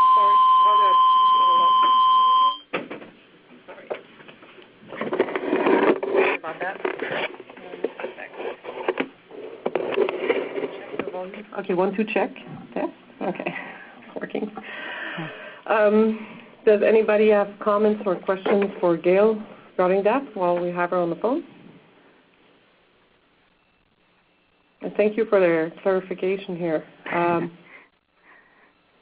And then I sent a second message that was on Norm's question that that he asked about what studies we need to do to look at the geometric spreading, and the question was basically just whether the draft report on the that I did for the NGA Path Group, whether that is now in circulation and whether people have that information.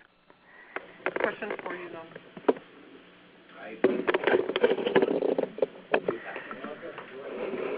Okay, so Martin says he has a draft, but it's not been circulated yet. Okay. That's in essentially near final form. I've pretty well got to. In fact, I can send that. Well, I can send it today if you like. You have gaps. Okay. Well, thank you so much for joining us.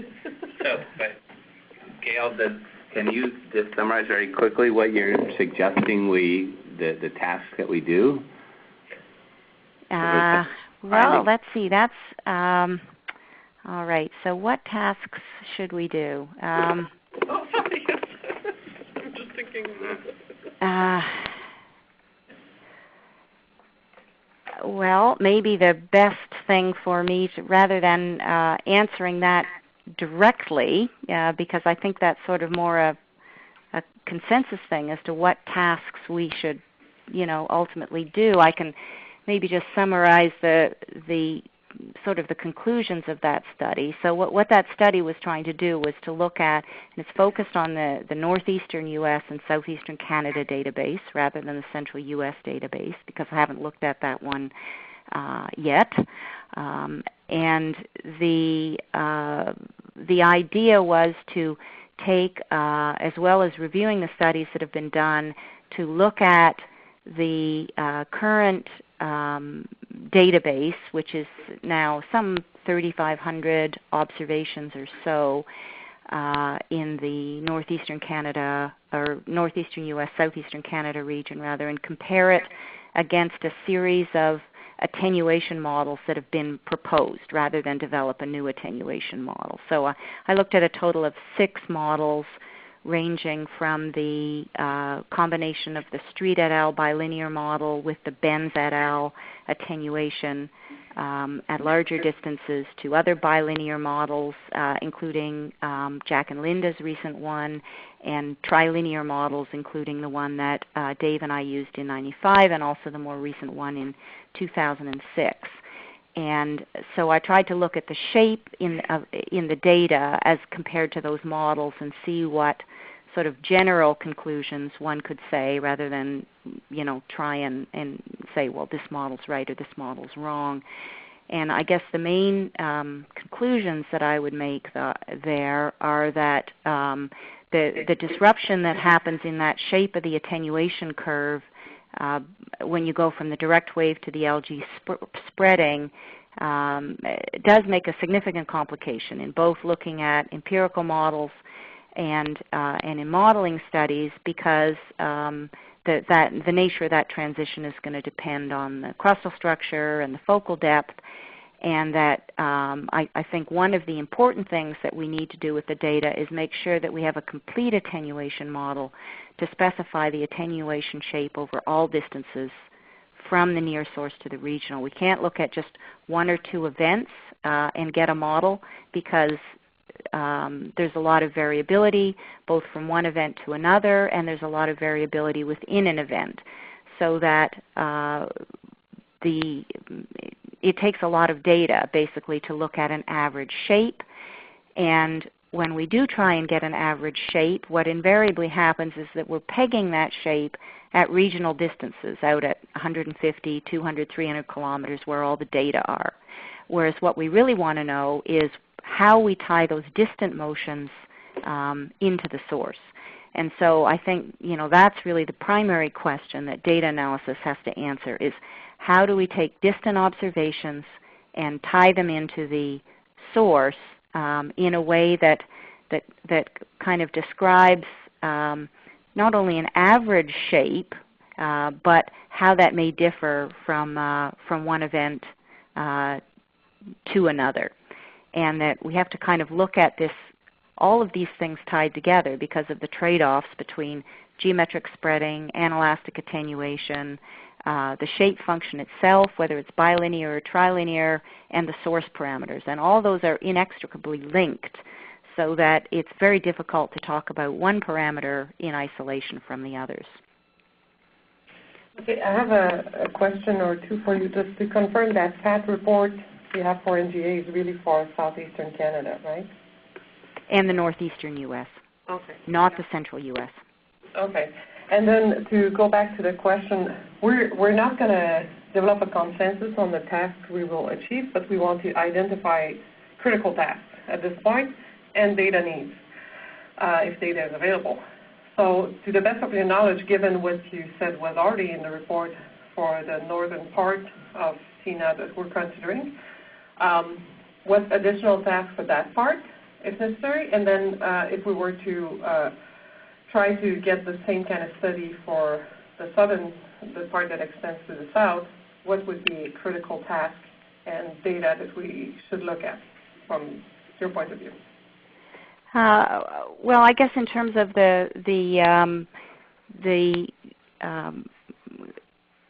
additional tasks that one might do, I mean, you could develop a new attenuation model, essentially, that would try and fit the data better, because I found that, with the current database, I don't think that any of the attenuation models that are out there, including my own, do an adequate job in modeling the, the average attenuation trends. They all work for some of the events, but don't do a good job at looking at the ensemble average and tying the distant observations back into the near source observations. So I think that one task that could be made is looking at either new models or tweaks to existing models to make them better tie the distant observations to the close observations.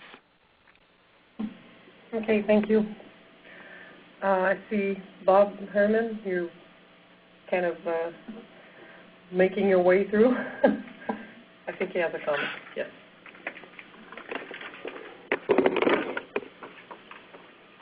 This may not be the proper place to make the comment. Norm could put it in the proper place. It will be a good comment.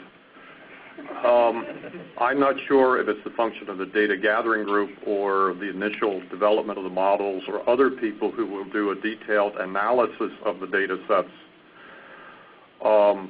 My perception is that the confidence in amplitude versus distance is very low at short distance given the data sets and improves as distance increases. So I'm not sure where in the scheme of things that you would essentially have error bars on the predicted ground motion as a function of distance.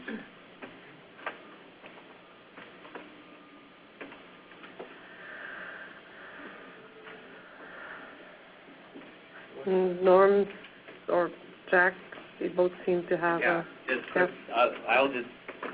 in our charge, we are not developing a single ground motion model, so we will develop a suite of ground motion models, and that suite is what will capture the error bars. So they may become similar in an area where we have enough data, and then they need to diverge in areas where we don't. So that's the approach for that.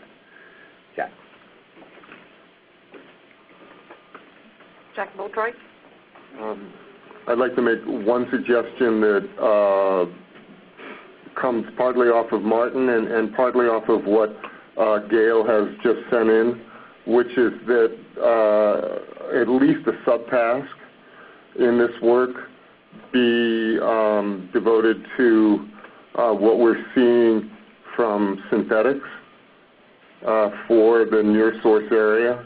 Martin's synthetic PGAs were very to the point on not just the horizontal versus vertical, and also Gale's, I think, are to the point And I think the synthetics can be used to really strengthen the what we up to now really have as a pure data approach in discerning geometrical spreading within 100 kilometers.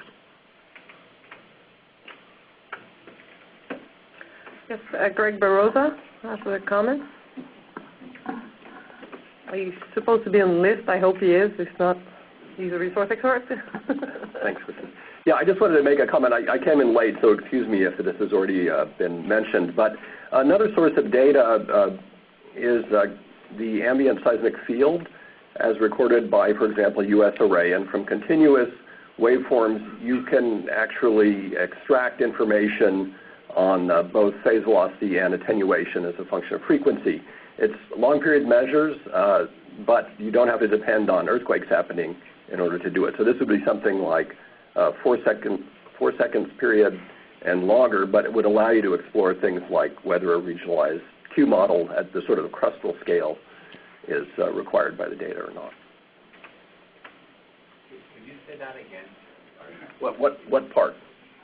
Just start all over again. Okay, I'll start. I've got a whole talk on this for you. So I need to write a right. blurb that just So within the last 10 years or so, seismologists have figured out how to use the background noise in order to explore wave propagation effects, both elastic and anelastic wave propagation effects. It doesn't require the occurrence of an earthquake to do. It is limited, however, to a certain period band for which you have coherent energy, which of course is a function of distance. So in Southern California, for example, we've been able to constrain Q models in the sort of 4 to 10 second period range. This is for vertical component data using Rayleigh waves. So it gives you sort of a crustal average Q. We see differences in attenuation for paths that cross the LA basin versus those that don't, for example. So it has some sensitivity to the vertical distribution of attenuation in the Earth's crust, we think. Anyway, it's a new sort of data that can be used to provide gross constraints on Q models. Thank you. Sure. Thank you. Just to keep keep that in mind that after the lunch, we're going to talk about input parameters for simulations, and the second talk is really going to be on correlations. And we're already kind of discussing that in a way. But we have about 5 minutes left on the specific topics now of more the geometrical spreading.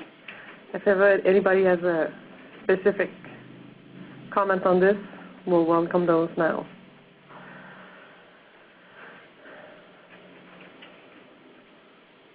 Okay, no comments? You have a closing comment on that? We're aggregating a list of tasks, and at the end of the day, the discussion will capture that in the summary of the day, what was discussed right now. So I guess we're ready to go and feed ourselves? No? Oh, Jack Boatwright, yeah, they didn't do slides yet, right? You have a few minutes. Yep. So, yeah, that's right, okay. I thought we were doing that right away, and sorry, I forgot you.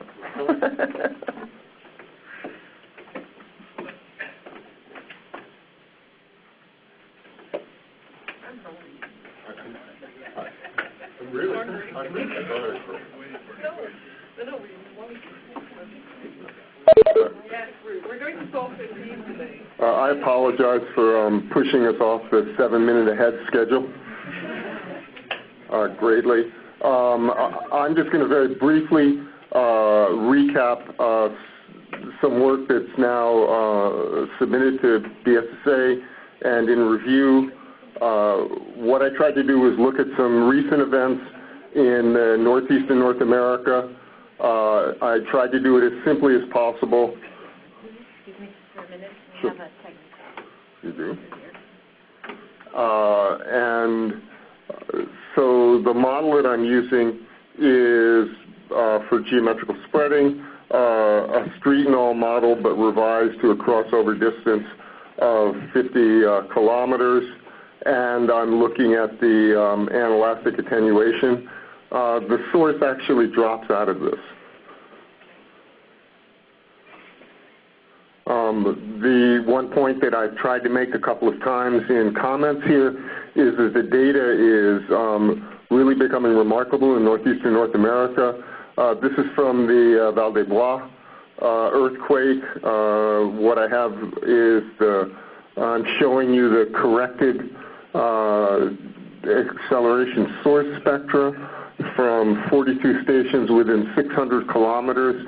They're all NEHRP A, NEHRP B, basically hard rock to a little bit softer rock stations. And you get a very tight results when you do this. The paper that's submitted to BSSA has a result for Q, which is shown here. I'm getting less or smaller Q, which is more attenuation than prior efforts in this direction. I think it's probably due to only looking at data out to 600 kilometers and not including anything beyond that. When you look at the data from Val de Bois, you get that result. It seems to follow the Aki and Shue shape about as closely as I could hope, except for with the, when you look at the high frequencies, there's a variation in high frequencies that I haven't tried to model yet. One point that I'd also like to make is I've looked at a recent magnitude 3 earthquake, and I apologize to John Ebel if this earthquake in New Hampshire has a different name than Merrimack. It occurred near the Merrimack River State Forest, so I just gave it that name. What this shows is the quality of the data that we're now obtaining from the New England network, the Lamont network, and in addition,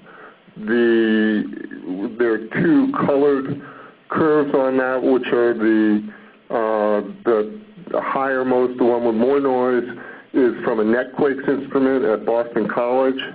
The one below that is from a NSMP instrument at Manchester, New Hampshire. This earthquake is small enough so there's so much noise at long periods. There's pretty much no hope of doing the long period moment tensor analysis unless Bob Herman's demicrosizing algorithm is really genius.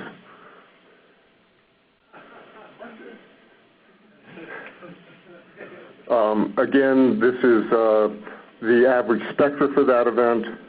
The reason I got interested in the event was if you just looked at the NSMP station, it looked like it might have a corner frequency as high as 20 hertz. It doesn't quite look like that. I've been trying also to look at geometrical attenuation questions. I'm going to show you two plots, one from Riviera du Loup and the subsequent one from that Merrimack event. What I've done to create this projection of data is I have made the correction for geometrical spreading that I'm using. It's 1 over R out to 50 kilometers, and then beyond that, it's 1 over R to the 1/2. There is, oops, I forgot what I was going to say to that. I would point out at 1 hertz for the Riviera du Loup, there was something of an anomaly between 120 and 160 kilometers, but we don't see that in the any of the other frequency bands. This is a similar result for the Merrimack earthquake, except I'm running from 1 hertz on the bottom up to 10 hertz on the top. I think to go back to what I said just previously, that it's really hard to discern these fall-offs without, or the geometrical spreading, without looking at a tremendous amount of data or without bringing models to it. And I think we should bring models to it. This is a comparison simply of my results with Gail Atkinson's 2004 results and the Erickson et al. Results into there. Erickson's in blue and Gail's in green. I think that the difference that we're getting, or that I'm getting between these earlier results, is I'm cutting off the data at 600 kilometers. I've looked at the Riviere-Duluth event, and when you go out to the further data, and you don't use the data out to 600 kilometers, except you use some really close in to tie things, you actually get something resembling Gail's results. So this is work that I'm going to try to continue to do, and I'll leave it at that.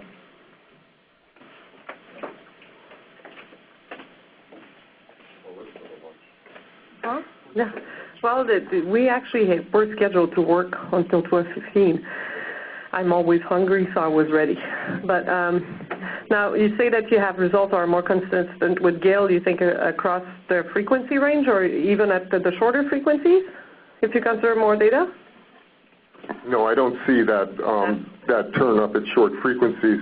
I'm fearful that that's from Gale being a little too generous with the data, and there's a certain amount of noise in the smaller events at those frequencies that's biasing that result.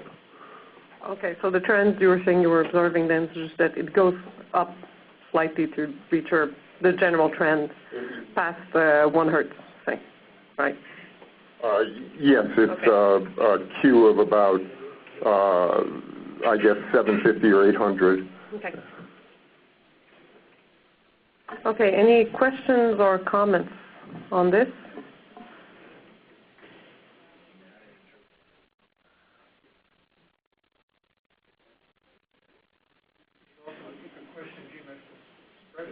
Okay, I think we did get Dave to get back up. David Bohr is going to come and provide a few comments. I think I reviewed Jack's paper internally, so I should know the answer to this. But it's the question of geometrical spreading that was used, because Gale's results are using the 1 over the minus 1.3. And so are you comparing apples and oranges in this case?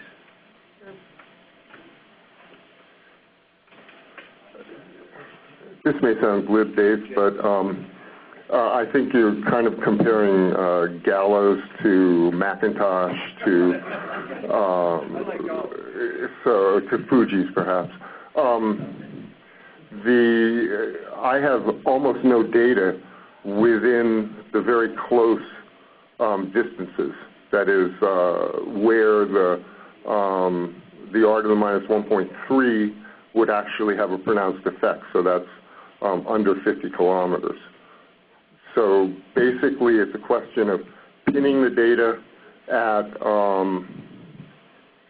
not in the sense of Bob Herman, who absolutely pins the data at 40 kilometers, but pinning the data with what data you do have within 100 kilometers versus the data strength out to 500 kilometers. And I think, in general, that the geometrical spreading function that I'm using is actually close enough to Gale's that it doesn't have a big effect. But it does occur to me that I should just simply take Gale's geometrical spreading function and project my attenuation. I think it's a good idea. And Gail has texted us that she agrees with what Dave has said, and she's going to provide further comments in our talk after lunch. Oh, okay. Real quick, I may talk after lunch also about a paper that Gail and Ken and I have done, and I think we have a 1 over R function as well as the other kinds of functions, And I think for 5 to 10 hertz, we decided that like 2800, a Q of 2800 might be appropriate. So if you look at this figure, where's the cursor? Oh, yes. You can see it right there. Sort of 5 to 10 would be around here, and 2800 would be up in here. So the Q is clearly dependent on the geometrical spreading that you're using. Okay, so by the way, we have asked Dave to prepare these slides for after lunch, and he says maybe because we're just hoping he's going to be able to get through and prepare these slides, but I think it's going to add to the discussion regarding correlation especially. Any further comments for this morning session? Okay, so I'm going to declare officially that we're going to break out for lunch. Thank you. Yeah, exactly. Thank you, and we'll be back at 1, right? Can you confirm this? It's a shorter lunch today, slightly shorter. We're back at 1. Thank you.